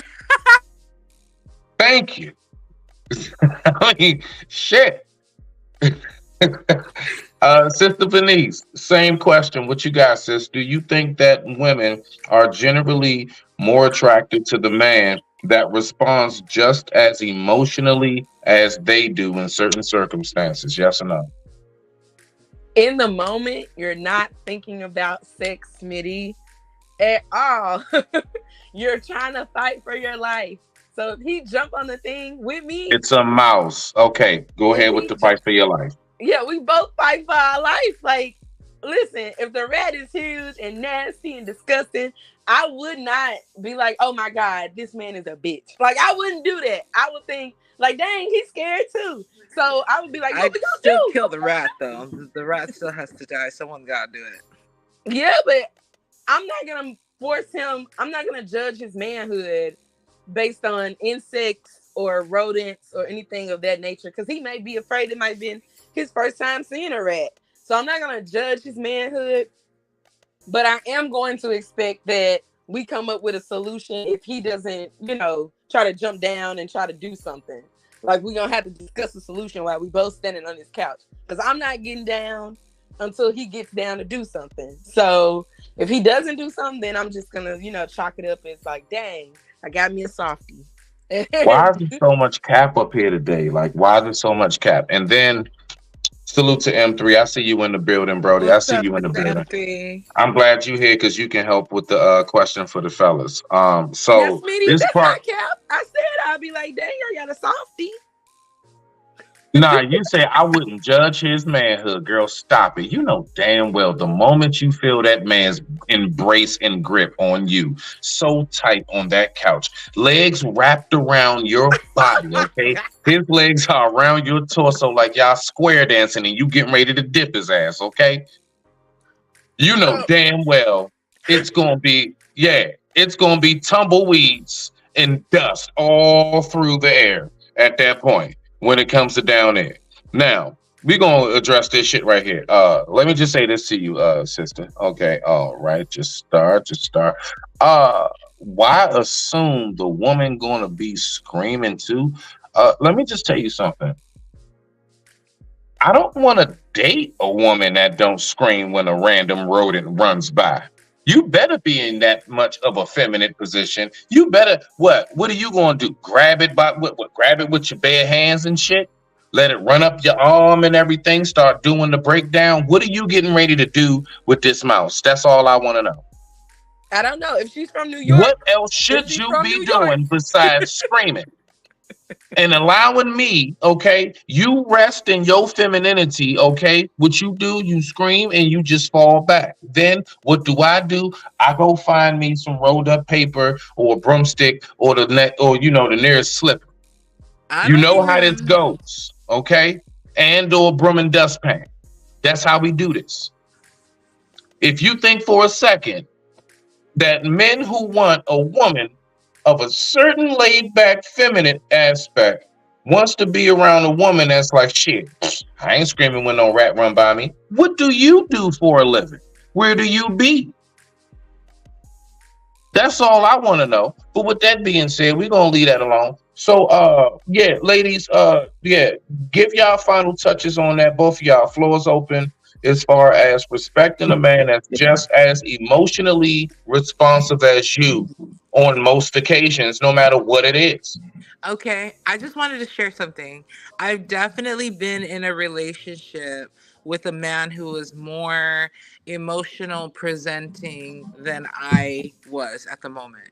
Now, we didn't work out for multiple reasons, but one thing I just never experienced that before. I mean, I would hold him when he would have emotional breakdowns, and I didn't, although it wasn't like turning me on, I think that's when just compassion had to come out because it wasn't ideal. I will admit that it wasn't ideal, but because there was a lot of mental health there, I think that's when more of the compassion had to come out. So it didn't necessarily make me more masculine or more hardened, but more loving towards that. And I don't know, there could have been some enabling too. But I'm assuming that you couldn't really feel the way how you probably would initially felt from him when you first met, because he pretty much described like those type of demonstrated those feminine capabilities, because that's how I'm going to just call it. It's like it makes it hard for like a woman to really try to connect to that, because unfortunately, and I'm not actually no. Why the fuck I gotta explain everything? He didn't tap into his masculinity, so of course, like I'm going to assume that your pussy was really dried up because like you had to spend most of the time being sympathetic, and you probably put you into mother mode, like trying to, care for his needs. Of course, okay, I be it. You was being loving towards him. I'm not going to knock that down. But in my opinion, men like that does that constantly, I mean, you can't really expect from a woman to like really see him as like a protector, as a man that's going to really hold you down when you're mostly doing the role for him. And then we also have to think of it this way, right? My perspective and my lens comes from that where women were warriors and we fought alongside men too. So I don't really have like there's different things about me where it's like, you know how Smitty said he wouldn't want a woman that would kill the rat. Well, I'd scream, but I'd still kill that rat or whatever. Maybe he said he didn't want a woman that didn't scream anyways. But I'm just saying, like, there's things that are very warrior-like within me as well. That I can You identify. shouldn't just still be sitting there like that was a fly in the windowsill. Oh no, definitely not. It's a big deal if they're Like I should see a facial expression at something. You should respond. The woman that doesn't respond to the rat, something's not right. Something's not right. Got you. I don't think I want no parts of that. I was off center for that, my bad. But yeah. Go ahead, get your pieces out, and I got a question for the fellas. But take your time. No, go ahead, Queen. Feel free. What you got, I was Sister just Denise? gonna What you say, got? in the respect of Smitty and his opinion, it definitely wouldn't, get anyone going like, hey, you a little soft. I'm not really feeling you like that, how I used to. But it's just a era of like the type of guys that I normally go for. They're very spoiled, or like, I guess they've always been taken care of in a certain way. Just Mama like boys. Huh? Mama's boys. Yeah, like I always run into like a mama's boy. I got the mama's boy card. I don't know, last 2 times. Anyway, but with that being said, like they just call someone. It's not like they're really the type to go fix it themselves. Like they can't change oil. They'll take the car to, get serviced or something like that. So it's not that I just go for the lumberjack. Oh, I'm just gonna go get a broomstick guy. Never had that experience. So I get what Ruby is saying. Like you always play like the mother card, or you fall into that category because it's like most guys try to get a girl that's like their mom. So the cycle just continues, and that's a frequent thing. Like it's just a thing that happens. Smitty, do you think that's true that most like of us will try to like look for like our mama replacements? Subconsciously to some degree, maybe. Nah, I'm gonna tell you right now. That does have a lot of validity. Now, as far as like looking for my mama, nah, I don't want to live with my mother. She's alive and healthy. I don't want to live with that one. No. But the qualities that what she has, like that consistency as far as when she goes to work and come home, that the food cooking. I'm not gonna lie. Yes, I'm gonna say it. I don't care how barbaric this sounds. My mama can like wrap gifts during the holidays and fucking fold sheets and towels and do bed sheets like nobody's business. I mean, it's that Hotel Crisp shit. I mean, I love that shit. So, like a woman that can bring her feminine touch as far as just knowing how to decorate around the house, where the plants should be. We should hang a picture here. That feminine touch, that shit is absolutely amazing and very much so sexy and still attractive. I can promise you that much, ladies. But yeah, I mean that to that degree, yes. I'm not gonna lie, bro. Especially, let's be for real, M3, when we sick. It is nothing like a woman that can give you a mother's type touch when you got a full-blown fever, bro. They bringing you that soup. They got the bucket by you. You all nasty and snotty. They don't care. They just right there helping you. I mean, to a degree, if they don't, it's almost like they don't even care if they get sick themselves. They just right there. Like that shit is absolutely, that's priceless, bruh. It's priceless. But I digress. My mic is muted. Rock out. I mean, that part, it is like a beautiful thing. And then that to me is what I see, what I value and label as true like femininity, you know, where it's like natural, nothing's forced. It's like you're tapping into like your love in nature, which is comparable to like a mother's love for her kids, not for other men, but for her kids. So when you kind of, you know, embrace that, I can see where you're coming from. Okay. So I want to ask the fellas this question. All right, this is for the fellas. Fellas, have you? All right, now I'm talking about relationship wise. Okay, like just think relationship wise, and or dating wise, relationship and or dating. Have you ever seen and known that?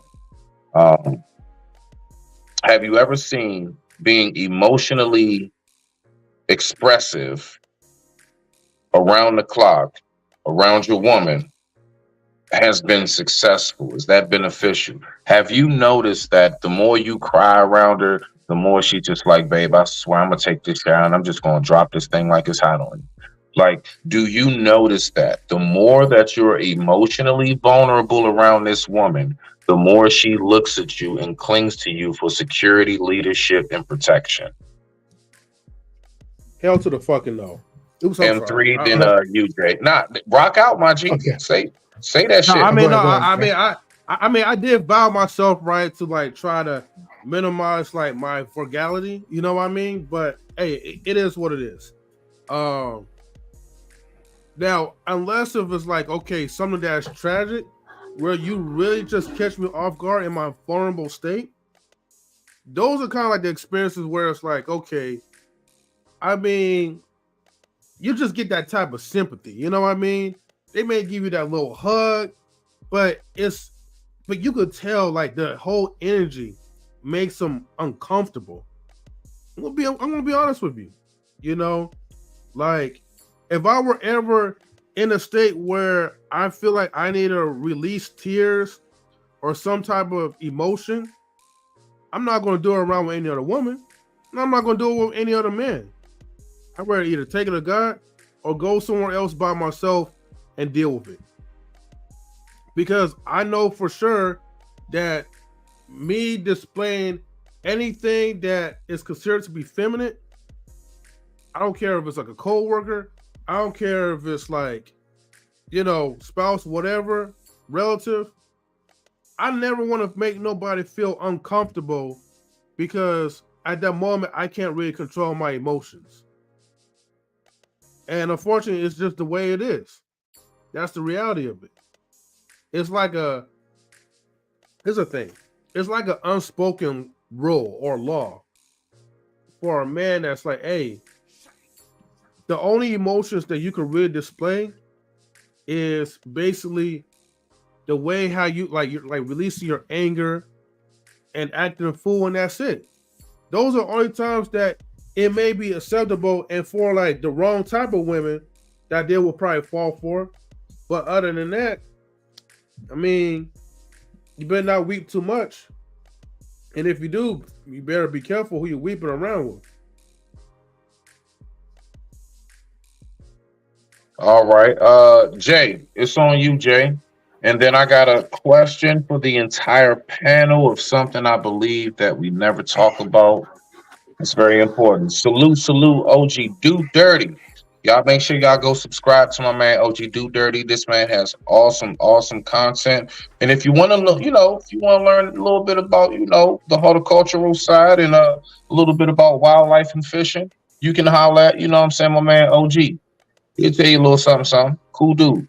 All right, so let's go ahead and rock out. Hold on real quick. We got Dragonfly Jones. Okay, now. Cousin in the building. Okay, now. Silence. Yeah. In the building. 4 freaking Okay, now. words. Right. So salute. Thank you so much for tuning in. But Jay, you got the floor, Brody. Go ahead and rock out. It'd be quick. So hell fucking no. Realistically, I've always told that, whatever problems you're going, you keep shit to yourself and you discuss it among your brothers, your brotherhood of boys, basically. In this case, brotherhood of men if you're an adult. Same thing, same concept applies. I've never done it. I haven't had any issues when I didn't show it. And besides, the only time, like what M3 said, like literally, she knows, like I said, we're together. She's my wife, and she knows that my father passed away. Of course, if she catches me on one of those vulnerable days where it's like, yeah, because we mourn different when our fathers go or our moms. Everybody knows that. And right in front of the funeral, it'd be like when we leave, and then there's a day where I'm on the back porch and you catch me, sweetheart. So that's different. I'll shed a tear or two or something like that. But yeah, but that's the only that's the only exceptional time. But you crying every day like a 5-year-old, no, that will turn them off instantly. I just don't. I don't know why, and I don't know if I'm a sadist or anything like that, but I think it's beautiful when my girl cries personally, because I personally like the stereotype of her clinging on to me while she's crying, while she's crying, trying to be emotional at the time, because it's a beautiful thing personally for me, because she's relying on her man to really, to be her rock, which I'm her rock, and I'm her rock and her support piece, of course.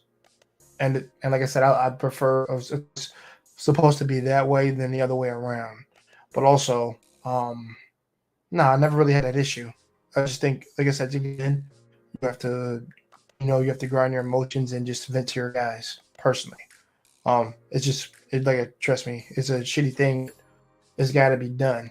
Otherwise, you're gonna explode. And just like I want to tell ladies, like I said, your vessel is melting. You're gonna explode if you don't fucking talk to him. Because trust me, because you know how you get in your emotions, it's gonna blow up in your face. You didn't say anything, or because you've been holding it in too long, to where it's like almost like self-sabotage. You're gonna self-sabotage yourself. So yeah. But that's really my answer for that. So okay. M3, you got anything behind that or whatever? Because I got like 2-3 more questions for us. For the evening. Oh yeah, I'm pretty good at this. Yeah, we know how to work this on the spot. Well, sure. I was gonna ask, just a quick question for the ladies that's up here. Like, how do you guys feel, or what do you guys think when you guys hear us, hear our responses when it comes to men's emotional vulnerability and how we feel about it? Do you feel sorry for us? Or do you feel like we're just BSing around, or what? Well, one thing I'm a big believer in, for real, is I can't tell someone how to be something I'm not. So if you I'm willing to learn. I'm willing to try different methods as it's right for situations, but I'm not above the law. I think, and I like to hear different perspectives. Now, I'm not going to say that I agree with you guys all the time, 1000%. I think that's the beauty of these conversations. Mm-hmm. But again, if you're telling me what traits that a man has in the animal kingdom, and it coincides with the way nature is, then that I'm not going to refute that, you know. But what I will say in my experience is that because I'm just like I'm so pro, I would say, human, or like, you know, soul. And because I do like both men and women, I tend to have a different perspective when it comes to roles and power exchange. More like pro-liberal then, right? I don't know if it's liberal. So I don't know, you know. I don't know. I mean, I I'm understand leaning more exactly to like what you're saying in Yeah. three personally. It's not too hard to read between them lines, bro. But with that said, I want to ask you guys this question. We're going to start off with Ruby. Could somebody turn their TV down? I guess whatever that might be. Oh, hold on, guys. So, It might no, be no me. problem. Sorry about that, y'all. Yeah, it's okay. It's okay. So look, right. I want to know this. The microphone, Now, if you keep that. we talk a lot about like how long courting should be. All right. Some people say it should be some months, year, years. Some people are engaged for years, right? What I want to know, we're going to start with Ruby, which I don't know why. I just got a feeling her answers somehow or another going to consist of a couple unicorns and some sunflowers and shit. All right. So Ruby, and we're going to go around the room. I want to know, does love at first sight still exist? If it's ever existed, and if it does, is love at first sight something safe to go off in 2024? We're going to start with you, Ruby. M3, and we're going to work our way around. I believe in love at first sight because I'm really energetic. First of all, I couldn't realize Told y'all, that. here come the unicorns. Go ahead, Ruby. Now, if we're talking though relationship as it pertains to society as we know it, I don't think love is enough. So I don't think that just one thing is gonna be enough. I think that there has to be a lot of things that coincide, and so yeah. So I hope that answers the question. It's not too unicorny. You good. You good. M3, it's on you. Does love at first sight still exist, and has it ever existed? And if it does, how do you think that works in 2024? Well, to me, love never existed on first sight. It's more of like lust and infatuation. And I think people, miss the concept of thinking like, oh, this person's beautiful, or I'm vibing that type of conversation. But again, if we're really talking about love at first sight, before the approach, before the conversation, that doesn't exist to me. So, but and what was the second question you had for me? It basically is, does love at first sight still exist, or has it ever existed? And if you do believe that it does, how do you believe that'll work in 2024? And even if you don't believe, what's your view on it, period? Yeah. Well, like I said, because I don't really believe it, but this is what I think. I think that, especially like in 2024, or it could be 2025, or so on. I think when the love does kind of hit, it's basically when you're actually getting to know the deep insides of the person, you're actually having that type of conversation, having that type of time. It was the word that you said before. Damn, I can't even remember what it was. I'm so tired. But it's the courtship.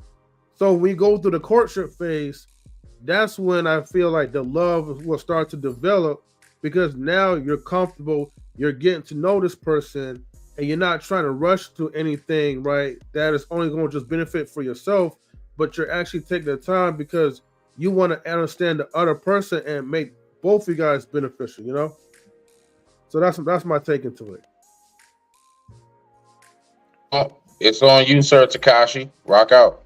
Sister Venice, you next. All right, I'll keep this under a minute. No, I don't. No, I don't believe in love at first sight. And has it ever existed? Not really. Basically, you're a sweetheart. You're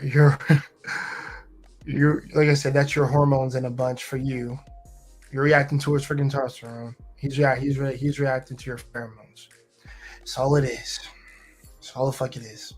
And to simplify it is lust. That's really what all it is. That's not love. That's lust. Love is something deeper that you get into after the quote unquote sex, things like that.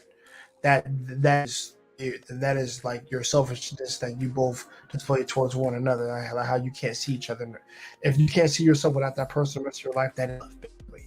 But if you're just like, hey man, she hot, or he looks, or he's a fucking Chad, so smash. That's all that fucking is. So, yeah. Okay. Sometimes I want to know what is love, but I digress on that one. That's a good question. The definition of it needs to be expressed, and then maybe love or connection. Do you guys believe at connection at first sight? Like, because what about somebody that can't see? Are they incapable then of the connection at first, or the love? I think blind people can still have love at first sight. That's right. That's right. That's right. When they first touch them with that stick, I knew he was they going. let that dog sniff them real quick. No, I'm serious. I'm serious. I think this can happen. All right. Let's let Sister Venice get up in here. Let's let her get up in here. What you got, sis? It's your time. Okay, so for me, I'm on Ruby's side here. It's a 2-1 panel because love is definitely possible at first sight. And I know the fellas are saying it's all due to lust. But for me, I think it's more infatuation. Like when you just fixated on the person and you just feeling like obsessive, strong love for them. And it's not valid based on anything that you laid out a foundation on. It's just like you could see your future with them. It takes a little bit of delusion, but I definitely believe in love at first sight based on infatuation, because love does take time, like Jay said, but infatuation is instant. And that's where I'm putting my plane. Okay, now. Go ahead. Let me add a little bit, right? I appreciate that. Now, I believe in love after the first sight.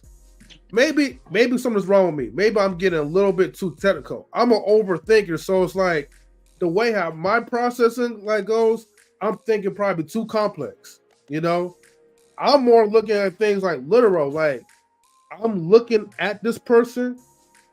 I cannot say that, oh, I'm in love, because my first interaction is looking how beautiful you are. To me, that's how I kind of equate that to lust and maybe some other problems.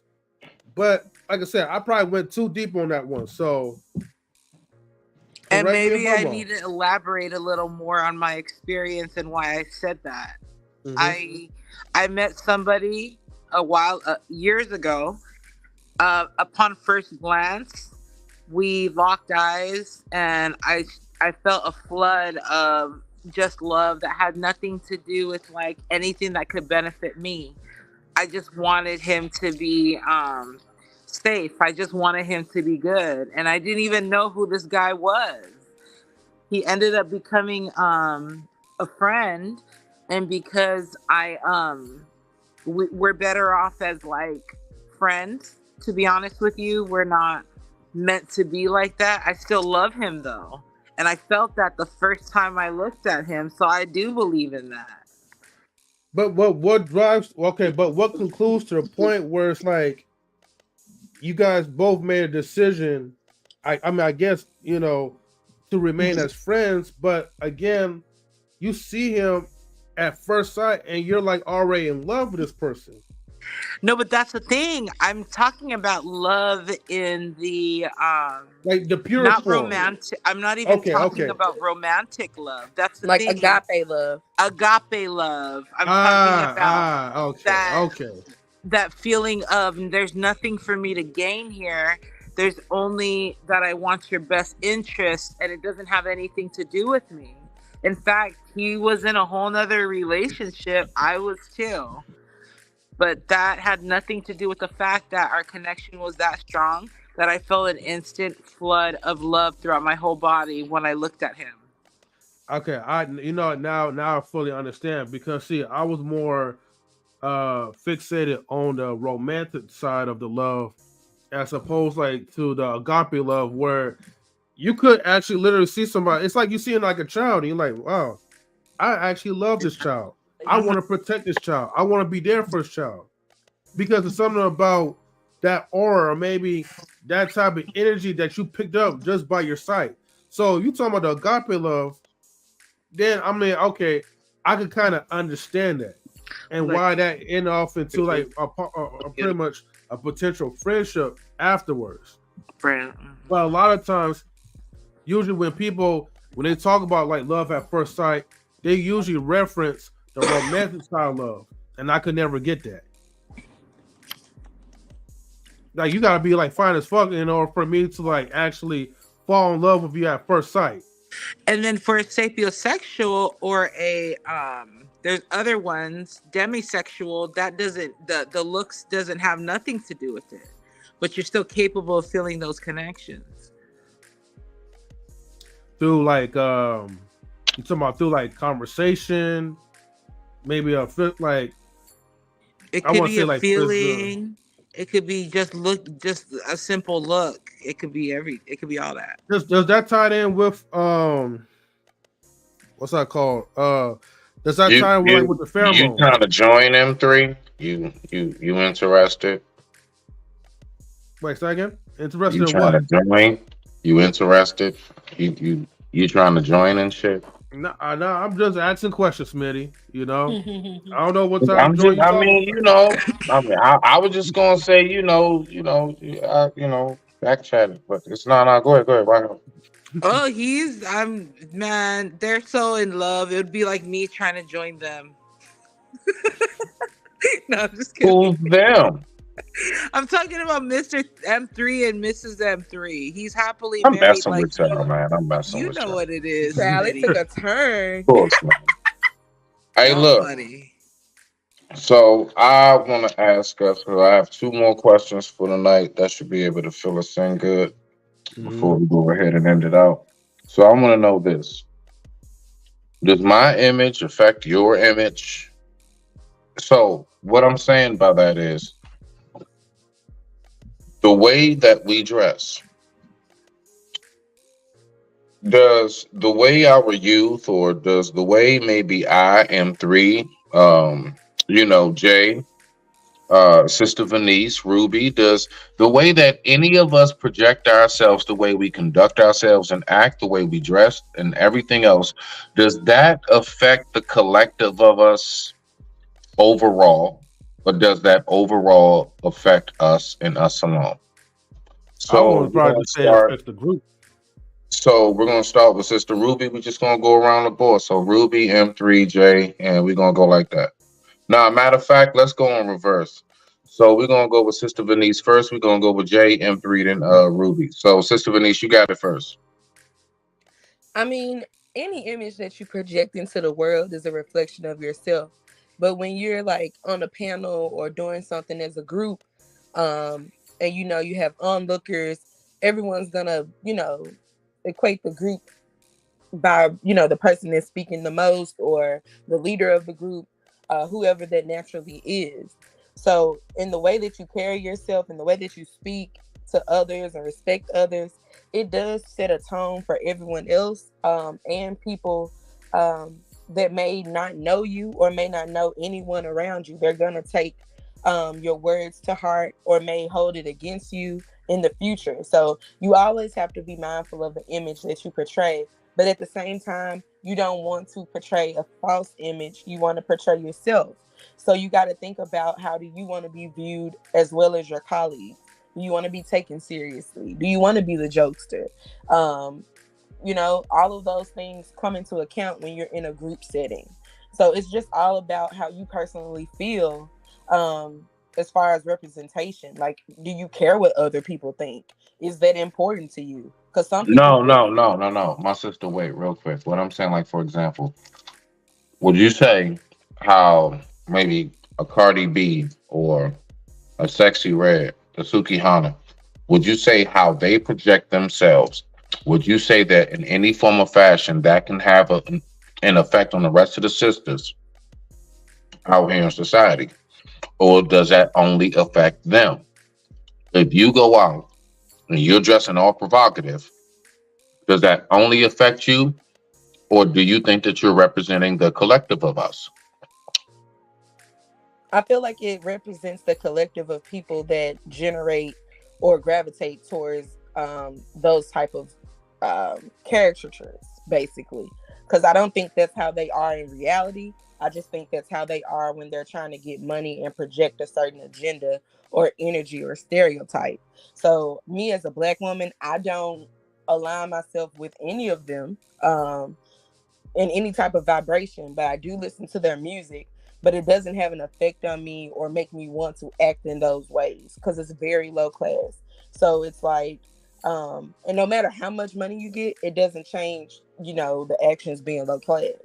Those are the facts. But I digress.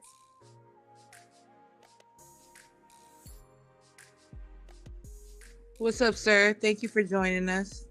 My pleasure, my pleasure. We can't hear you. You muted. Oh, I good think luck. it's Thank you someone for that. else. Yeah. All right. So hold on. So we're gonna go to M3. We're gonna go to Ruby, then Maverick. We'll get to you on the question. Did you hear the question, Maverick? I heard it. That's Okay. why I Okay. Just making sure. All right, Beth. So go ahead. M3. It's on you.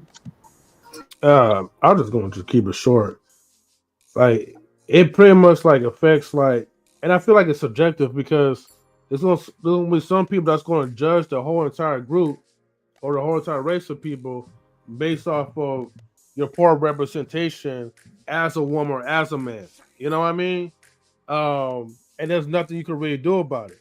And then if you're with that person and they're acting in a certain type of way, even if you're not even that type, they're still going to judge you, the individual, amongst with the groups.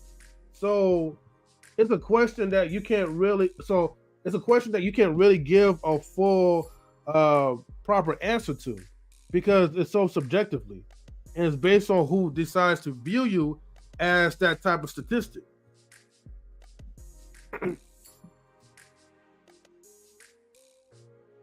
Hold on. Really? So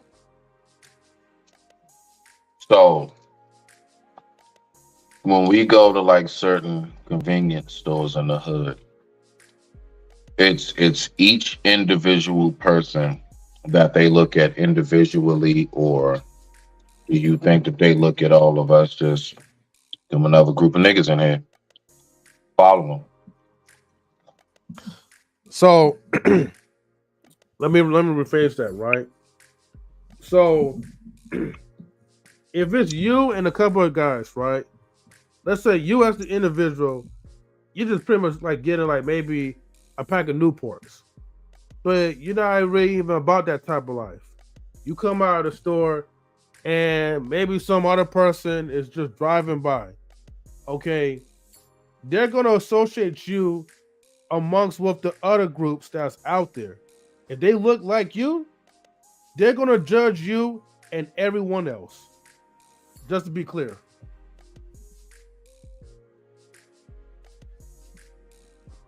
Now I just want to make sure.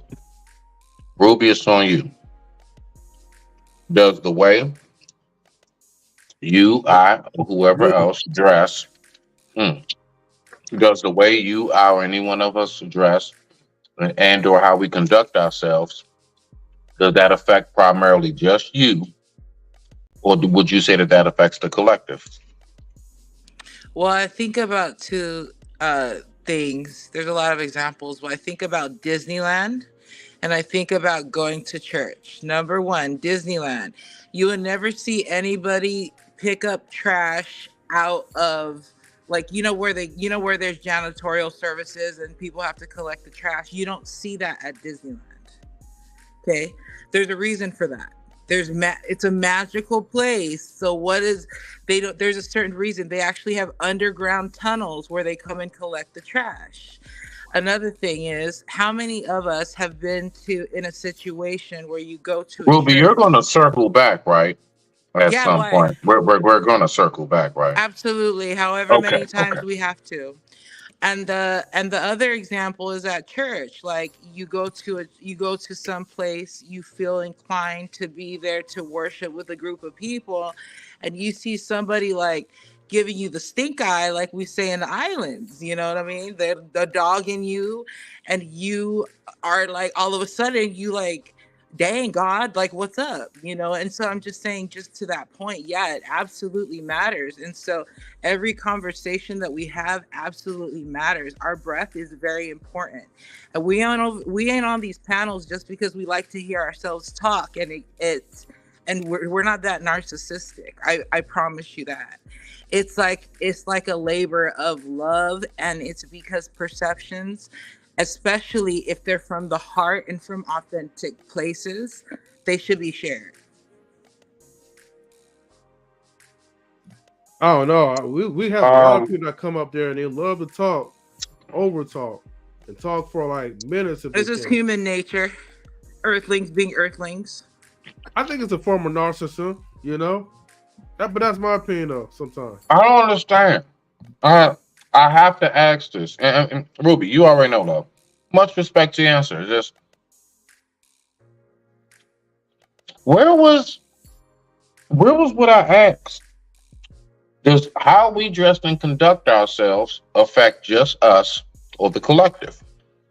And I heard about Walt Disney and the trash people and how they take the trash down these tunnels.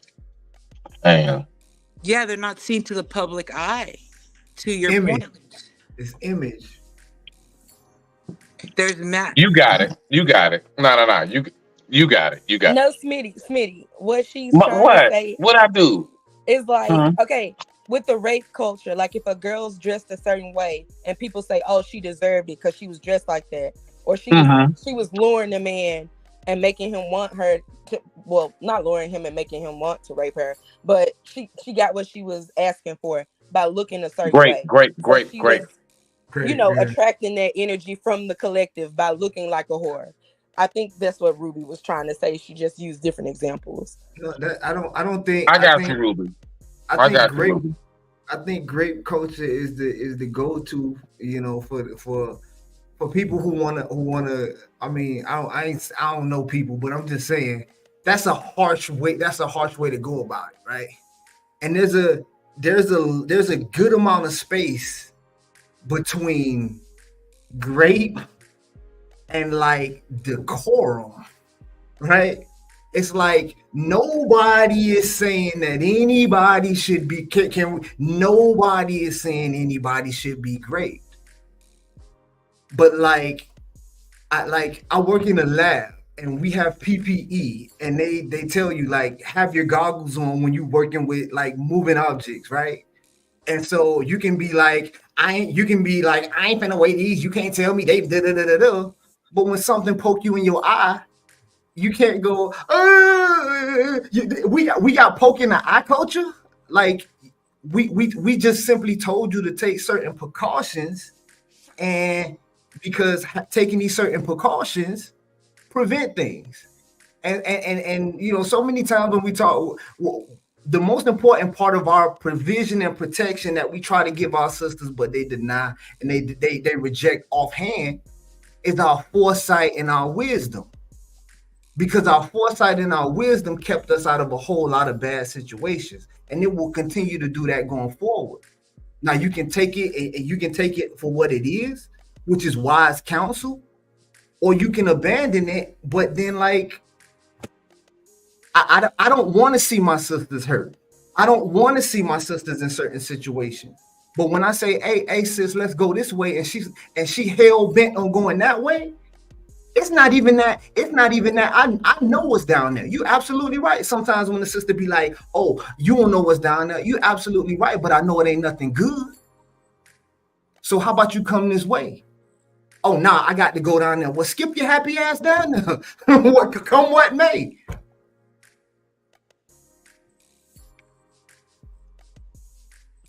Good luck. I appreciate that, man. We got Brother Allen in the building. For sure, Go what's ahead, going rock on, out. good bro? Did you hear the question, sir? I came in the middle. I kind of heard everybody talking. First of all, how everybody doing? You know, before we, you know what I'm saying? Pretty good, pretty good. Everybody blessed, doing good. You know what I'm saying? Mad, what's good? Committee, everybody. So yeah, repeat the question for me and we'll go from there. Okay. Does what you wear and or how you conduct yourself in public affect primarily you, or does it affect us as Black people, you know, as the collective? Well, yes, of course. Let's just go here. But you know, I'm not even finna talk about the women right now. Let's just talk about the men walking around every day, pants so skinny. I'm wondering how you breathing, bro. How you breathing? How you breathing? I stopped wearing tighty whities when I was 10 years old. Like, how you breathing? Another thing too, and I'm still on the brothers. Like, back in the day, even the bum on the street used to wear a suit. The drunkard in the town used to wear a suit. The class thing is lost. Not to say that, I know we as men, we all are a little bit more relaxed on our uniform on a daily basis nowadays because the fashion has changed to a degree. But, I'm definitely hard on men when it comes to that pulling their pants up thing. I talk to young brothers and stuff that anytime I see a young brother that I know I can talk to, stuff like that, I be like, man, dude, pull your pants up, bro. Pull your pants up. Nobody wants to see that. And an appearance means everything. It's how you able to establish true connections with other beings, with things like that. A lot of young men don't understand, well, why I can't get this, why I can't make it this way, because of how you presenting yourself in public amongst other men. Solid men that are going somewhere, that are being productive people, we respect certain things. We respect the way that each other dress, carry themselves, word things, stuff like that. We don't want to see men down like that. But now to switch it over to the ladies, it works the same way. To be honest with you, ladies, we still have that same old school inkling. We like the mystery of a woman. We want a woman to be fully dressed. Sometimes when I see a woman fully dressed, it turns me on even more than seeing a chick that's out here with everything already presented. It's like, I already see what you got. I can't do nothing with it, but maybe give you a fistful of 20s. Go about my way. I mean, I'm just being honest. Like, appearance means everything, and it's not going to stop, regardless of whether we like it or not. All right. That's a good point. Floor is open. Floor is open for a little bit on that before I go to the last question. Wait, did you get to Jay and Ruby on the last one? Oh, hold on, Ruby. Didn't you answer on this one? Yeah, I did. Yeah, I'm about to say, yeah, Jay, you answered, right?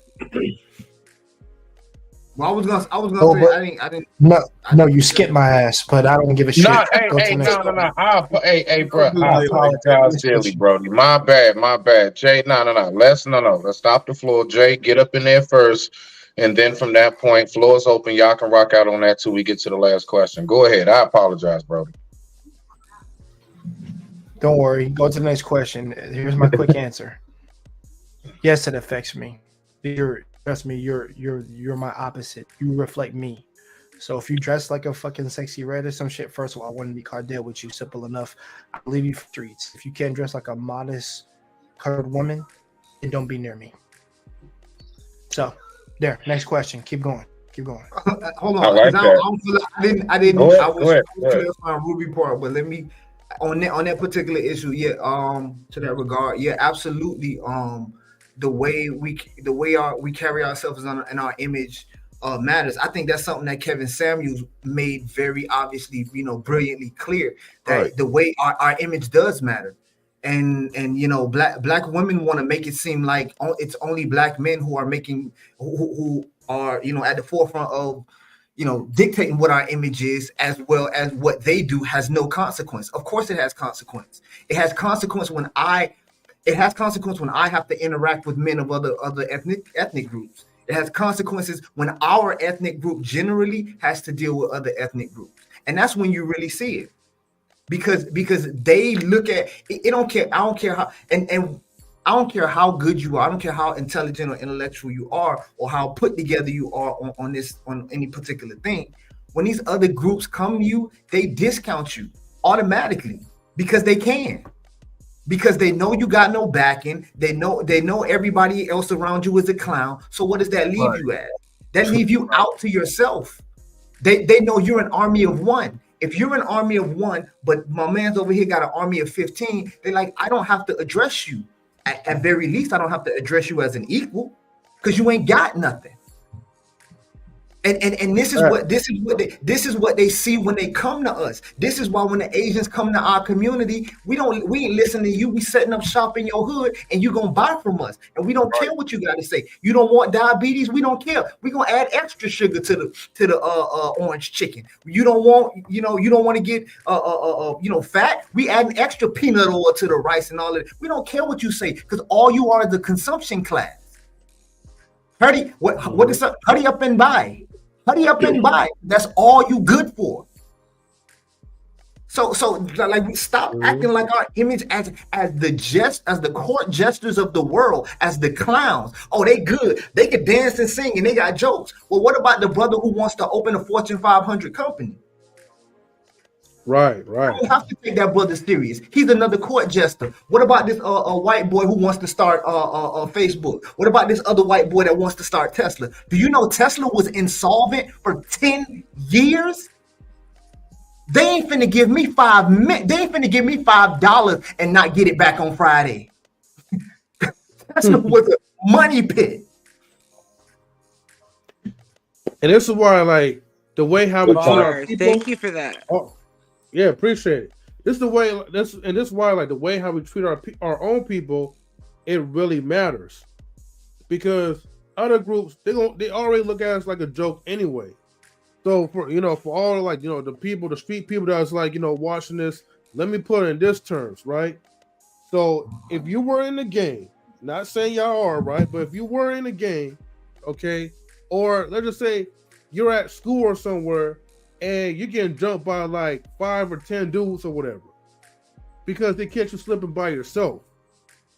That's the same way how black people, especially black men, feel every day when you're alone and you're not working with your fellow brother. Right. But if you had your brothers with you that was holding you down and to really actually have your back, ain't none of these dudes will be messing with you like that.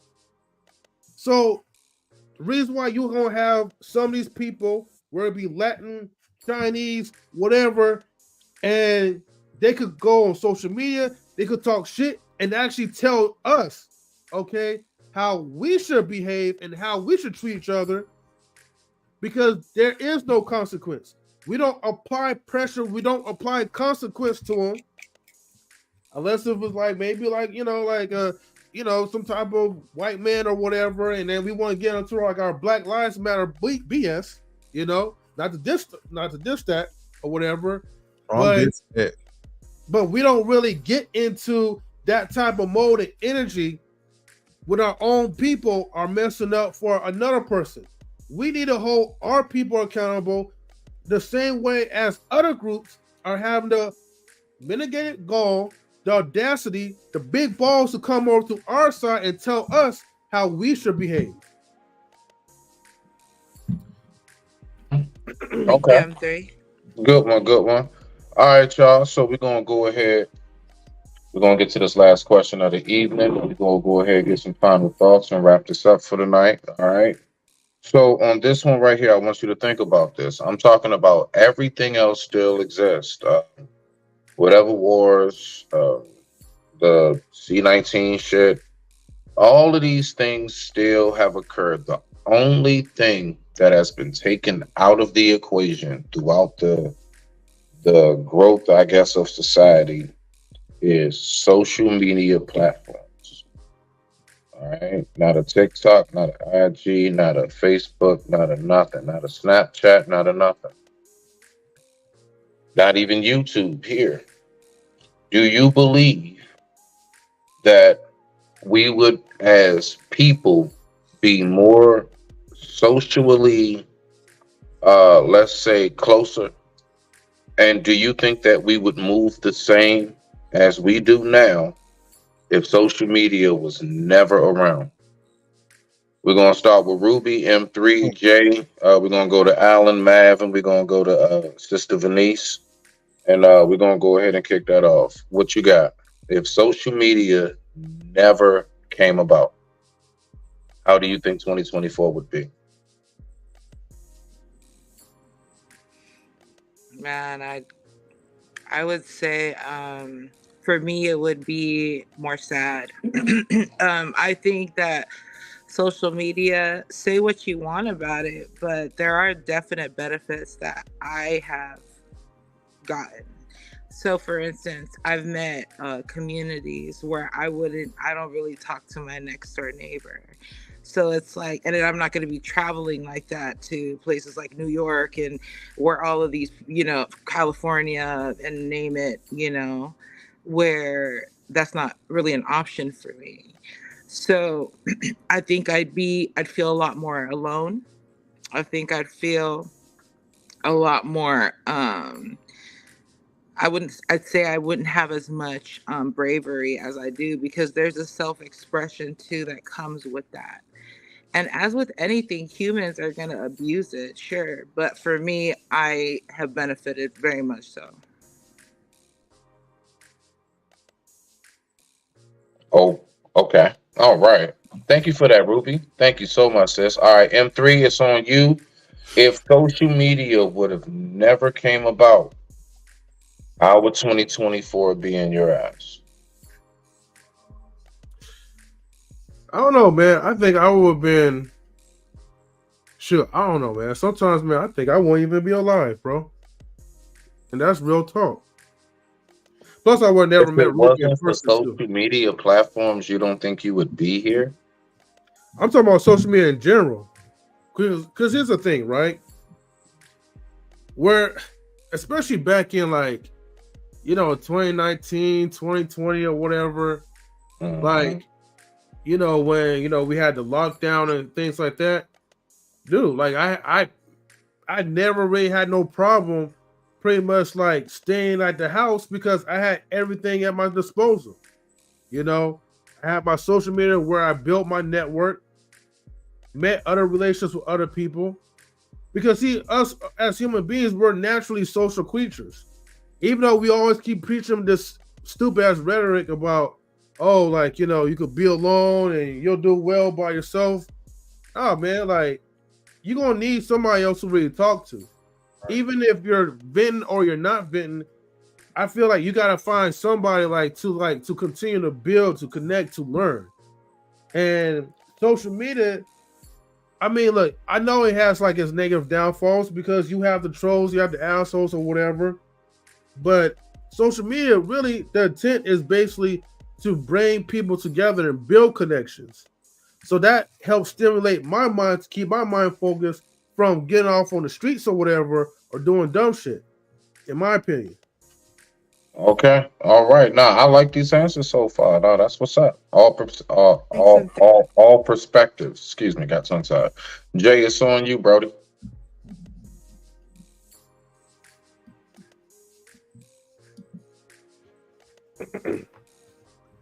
All right. To keep a simple answer, if social media never existed, half these dumbasses wouldn't be doing half the shit that is going on in the world right now. Keep that buck. most of these motherfuckers would communicate to a female the way they're supposed to, like we were taught in the 90s. Right. You walk up to them and get some shit instead of this texting bullshit. And then females would accept it. Yeah, they would. And this way they get their hearts broken more accurately to the motherfuckers who fail at talking. Because the problem with the generation, not y'all don't apply. We older. Them motherfuckers can talk on the fucking phone with this shit instead of fucking talking to face someone, proper English and grammar. And now we got all this emoji bullshit right here, and it's dumb. So it would be better off, honestly. It's a gift and a curse. Where social media allows us to make money, things like that. That's the benefit. The curse is you have people airing their dirty laundry, what we talked about early. So it's just like, yeah, it's so it's like 50-50. It's like a precursor, a gift and a curse, like I said. All right, no, good stuff. No, I like what you said, bro, because I agree with a lot of that. I agree with a lot of what's been said so far, because some good points has been made as far as the networking aspect of it. One thing I can say briefly is, like, for example, I ain't gonna lie, like Facebook has been amazing with like getting back in touch with like somebody you probably wouldn't have seen ever again since like elementary school. Shit like that. The few people that's still cool and they ain't all fucked up out here. Like, that is a beautiful thing. Like, I wouldn't know nowhere else to find this person. But as long as y'all got enough of the same mutual friends, they'll come across your shit. So that is a beautiful thing. But other than that, I gotta add on to what you said too, man, because real talk. Like, I got connected with my brother that I never in my eyes, I never seen before. I mean, I was a little kid. Yeah, you know what I mean? But having that visual like memory of him, I would never be able to connect with him. But he wound up reaching out to me like on LinkedIn. Out of all apps. So it could be a tool, man, to bring people together. MySpace, we found our brother through that. Sorry about that. Go ahead, guys. No, you good. It's your show tonight. Alan, it's on you, Brody. Matthew next, and of course, Sister Venice. Rock out. And then after that, the floor is open. After Sister Venice, go.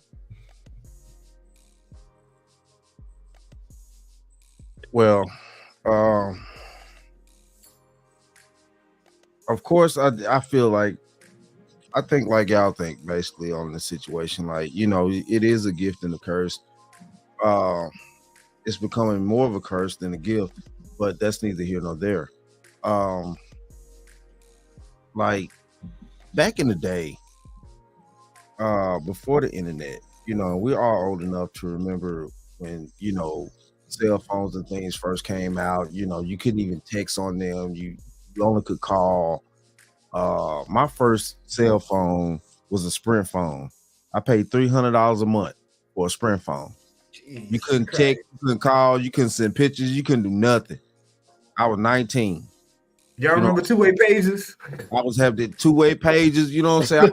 I would happy to have that phone. And then at the same time, though, too, if the Sprint phone here that elevated, like, you could send a text message, but it took you 30 minutes to an hour to send a text message because you had to, you had to beam it up. Letter.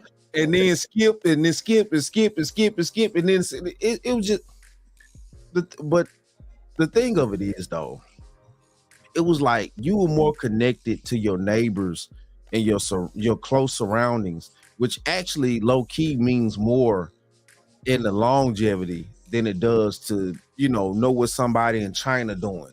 I know what somebody in Atlanta doing and things like that. It does mean more because at the end of the day, that's your community. You know what I'm saying? That's what you got to build with. That's right there with you. You only have that to build with. And it's still that same way, low key, even though we under the illusion of the internet. You still only have your community, your close-knit people to actually build with. Now, yeah, you can reach out and from LA and talk to somebody in New York and things like that. But how much trust can you have with a person that you're not physically able to contact, physically able to shake their hand, physically able to know their day-to-day ins and outs, of whether or not they are actually about what they say they're about? And that's the problem about, like the scenario of dudes flying chicks out. These dudes, they expecting these chicks to get down and things like that, woo to woo, because they done spent all this XYZ amount of money. But it's like, yeah, you done flew out, but it's like at the same time though too, she ain't necessarily got to get down with you though, bro. But yeah, of course I understand you spent all this money to get out there with you. Like, it's a complicated situation. It's add more problems than it really is solutions, if you look on the big picture of the situation, But yeah, man, like it's a crazy scenario. Like I say though, I like the technology to a degree, but it's also hindering us and it's putting us in a very hostile situation. And that's the reason why we're in the problems that we're in. The women don't want to accept the men that they actually are around because, they can reach out and see this man in New York and yeah, he'll fly her out. He'll, this and that and, smash her out. But it's like, yeah, baby, he ain't finna deal with you long term. He ain't finna be there like that. You know what I'm saying? Or vice versa. It's man, it's a complicated situation, but it's a blessing and a curse, but it's becoming more of a curse than it is a blessing. That's just my point. Thank you, Alan. I like all the different perspectives. Hey, hold on, Ruby. When you gonna pass that? Because it's we call puff pass, not just sit there and puff. So I wish I could. Let's keep going. That good, boy.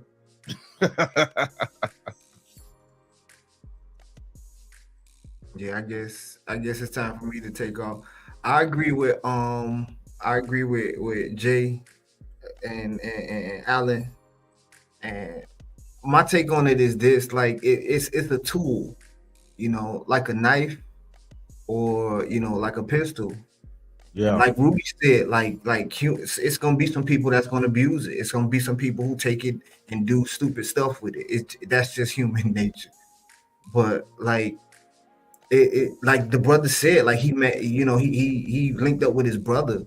Like that's wow, like that's how else are you gonna do that without and I'm doing research on my own ancestry and through that, and I'm linking up with cousins and different sides of my family and things of that nature. I don't went back to I think the 1820s so far. So like how else do you do that without this social thing? But to Alan's point, like the danger of this particular tool and the particularities of its abilities is to craft illusions. And a lot of these women think they got more options than they really do. Like you said, this guy's not going to take you seriously.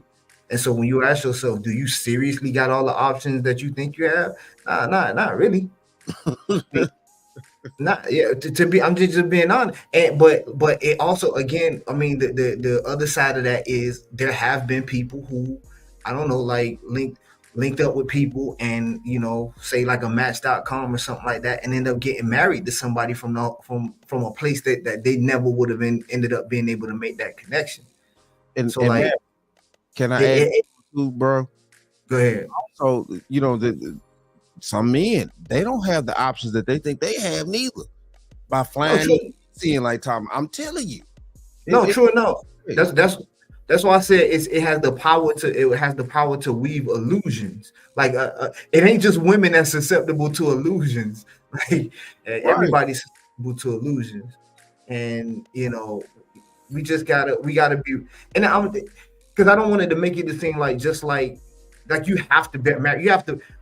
The statistics show that most people end up living their entire lives within 50 miles of where they were born.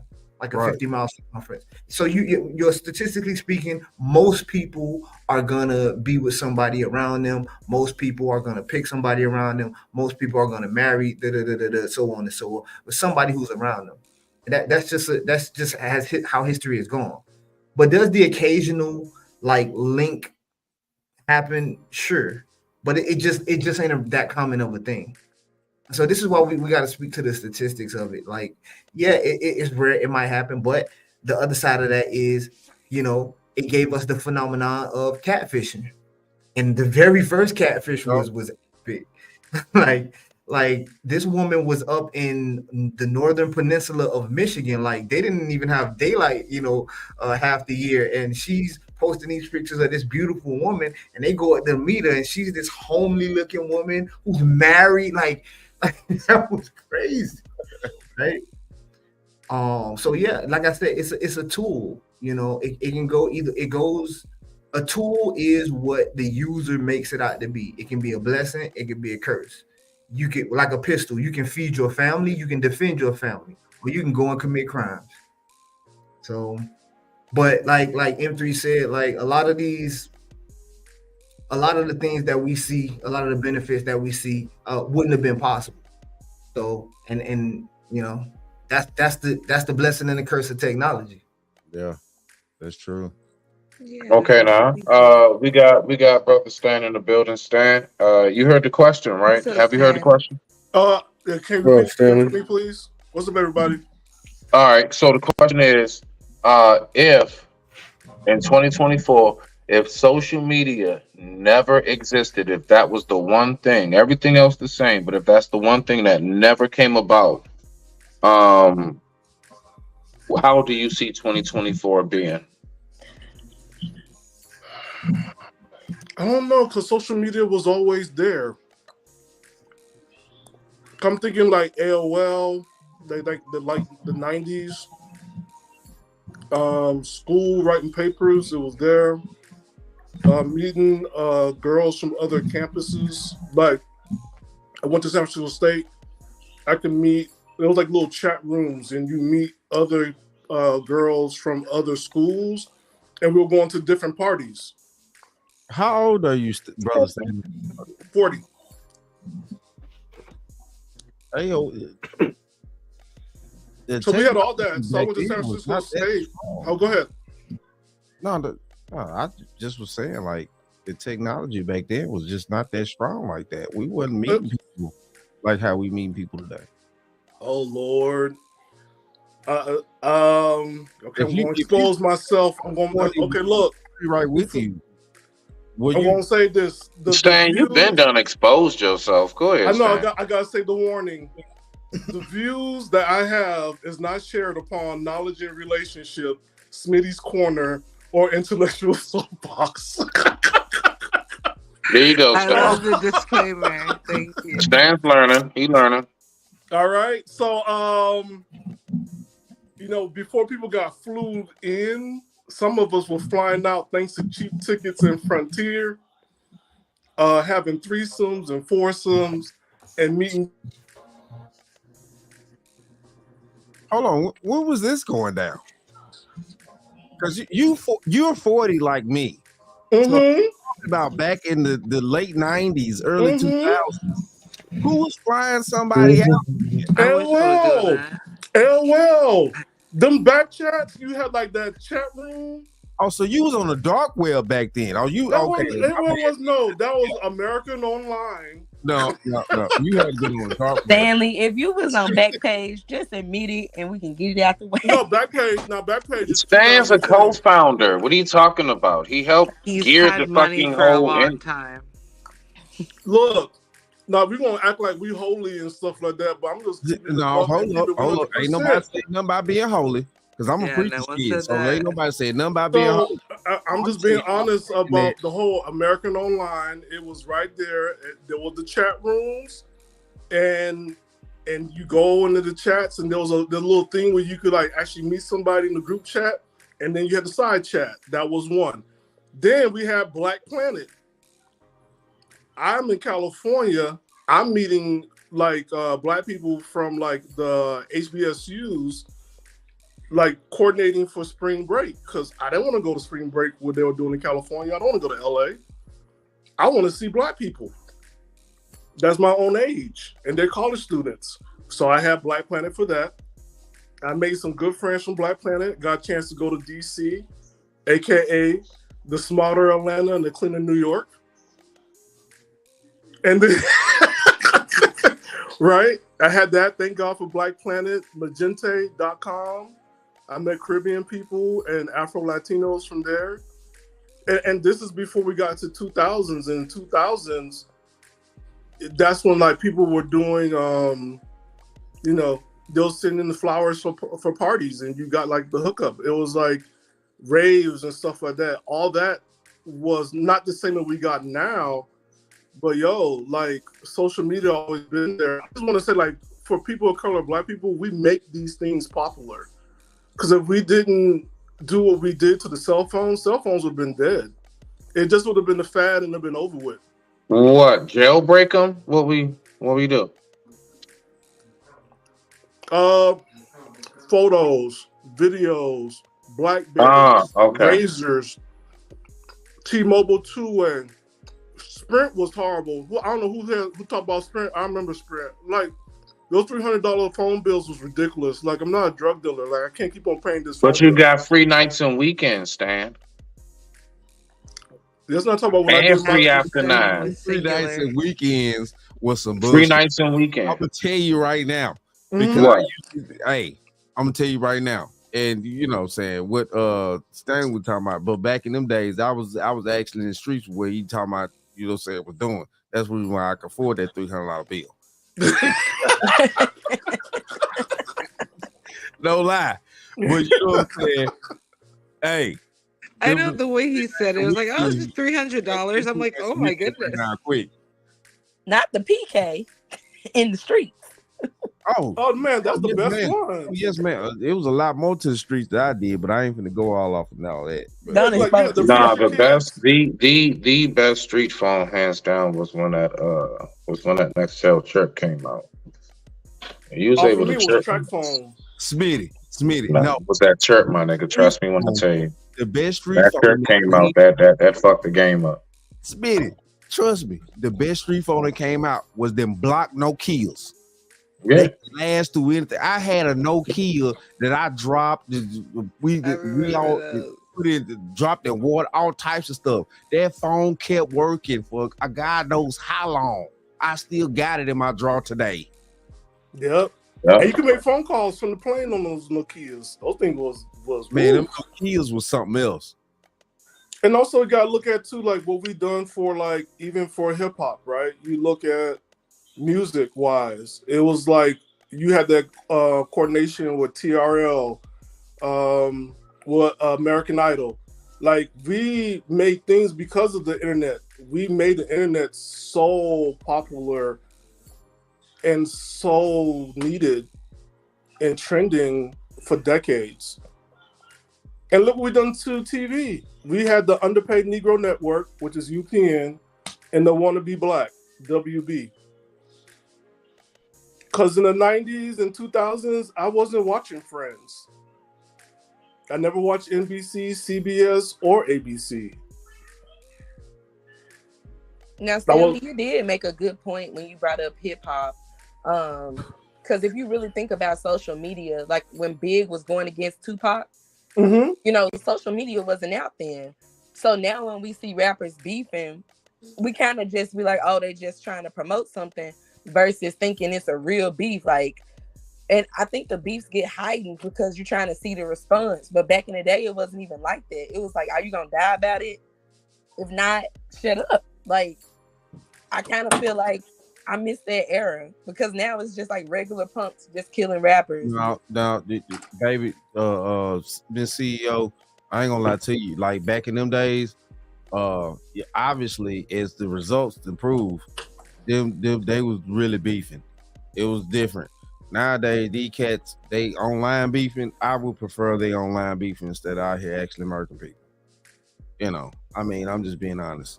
Hey, you know what? Both of you guys, I'm going to give a blast to the past. The stuff that we did that killed the CD industry.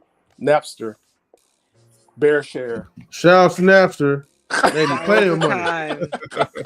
LimeWire. And you know what? My sister also made a good point in that I think the social media made quantum leaps for social activity. Or did you say that? For Yeah, I mean society. those chat rooms. I mean, like I have a daughter now, right? And I have to like make sure we monitor her chat room because chat rooms are still happening. Yeah. When you have kids, like chat rooms still happen. Like those things are a real thing, and it's still active. True.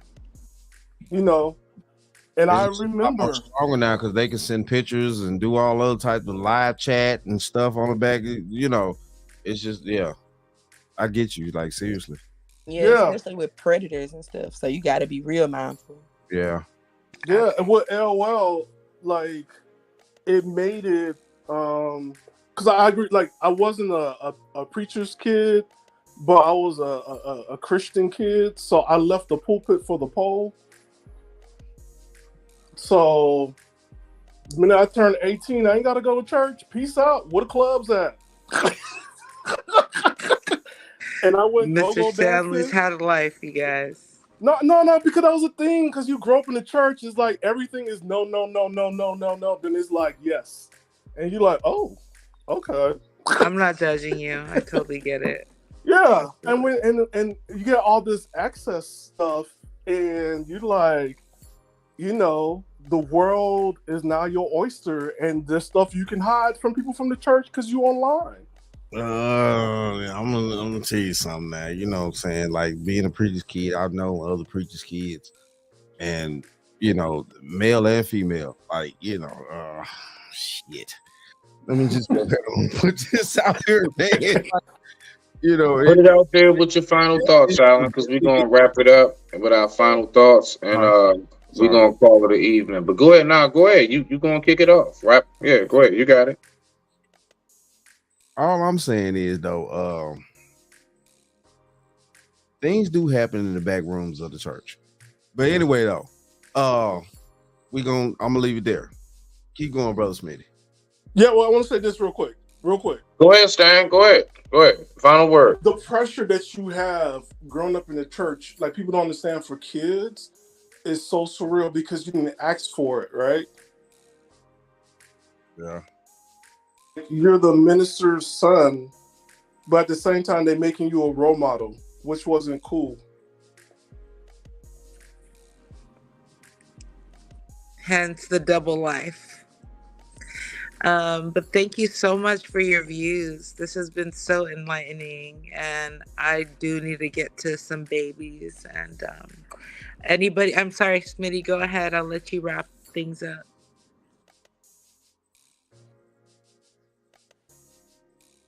Oh, sorry about that, guys. It was my connection.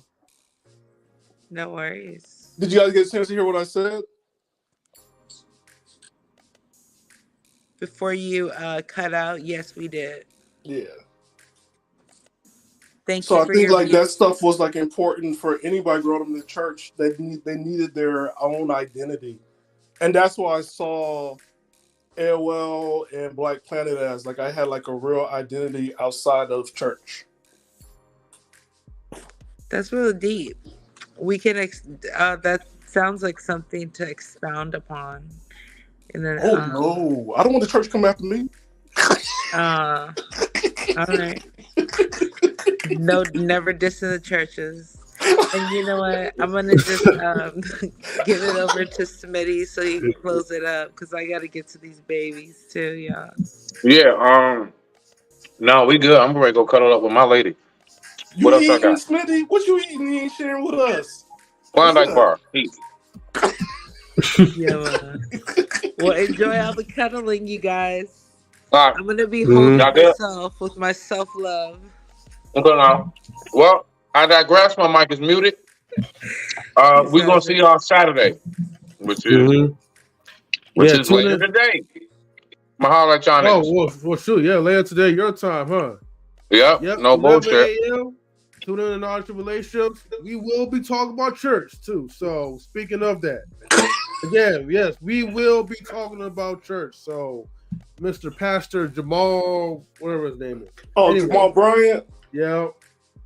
And Sister Venice, you got any final words real quick? 'Cause I'm literally about to push that button. Man, I got a question, M3. Y'all talking about his pulpit action or his extracurricular activities? That he carried from DC to Atlanta. You know, the people got binders about that man. I gotta tune in. You know what I'm saying? That man needs to go ahead and have his OnlyFans because that's what he's known for. Hey, the link is in the comments though, so just click the link and hit the notification bell. You know. Yeah, Tune in Pastor tomorrow Jamal at- Bryant is the Mr. Marcus of church. I will see y'all tomorrow. Stan, stop talking so they'll stop listening. I digress. My mic is muted. Peace out. Peace.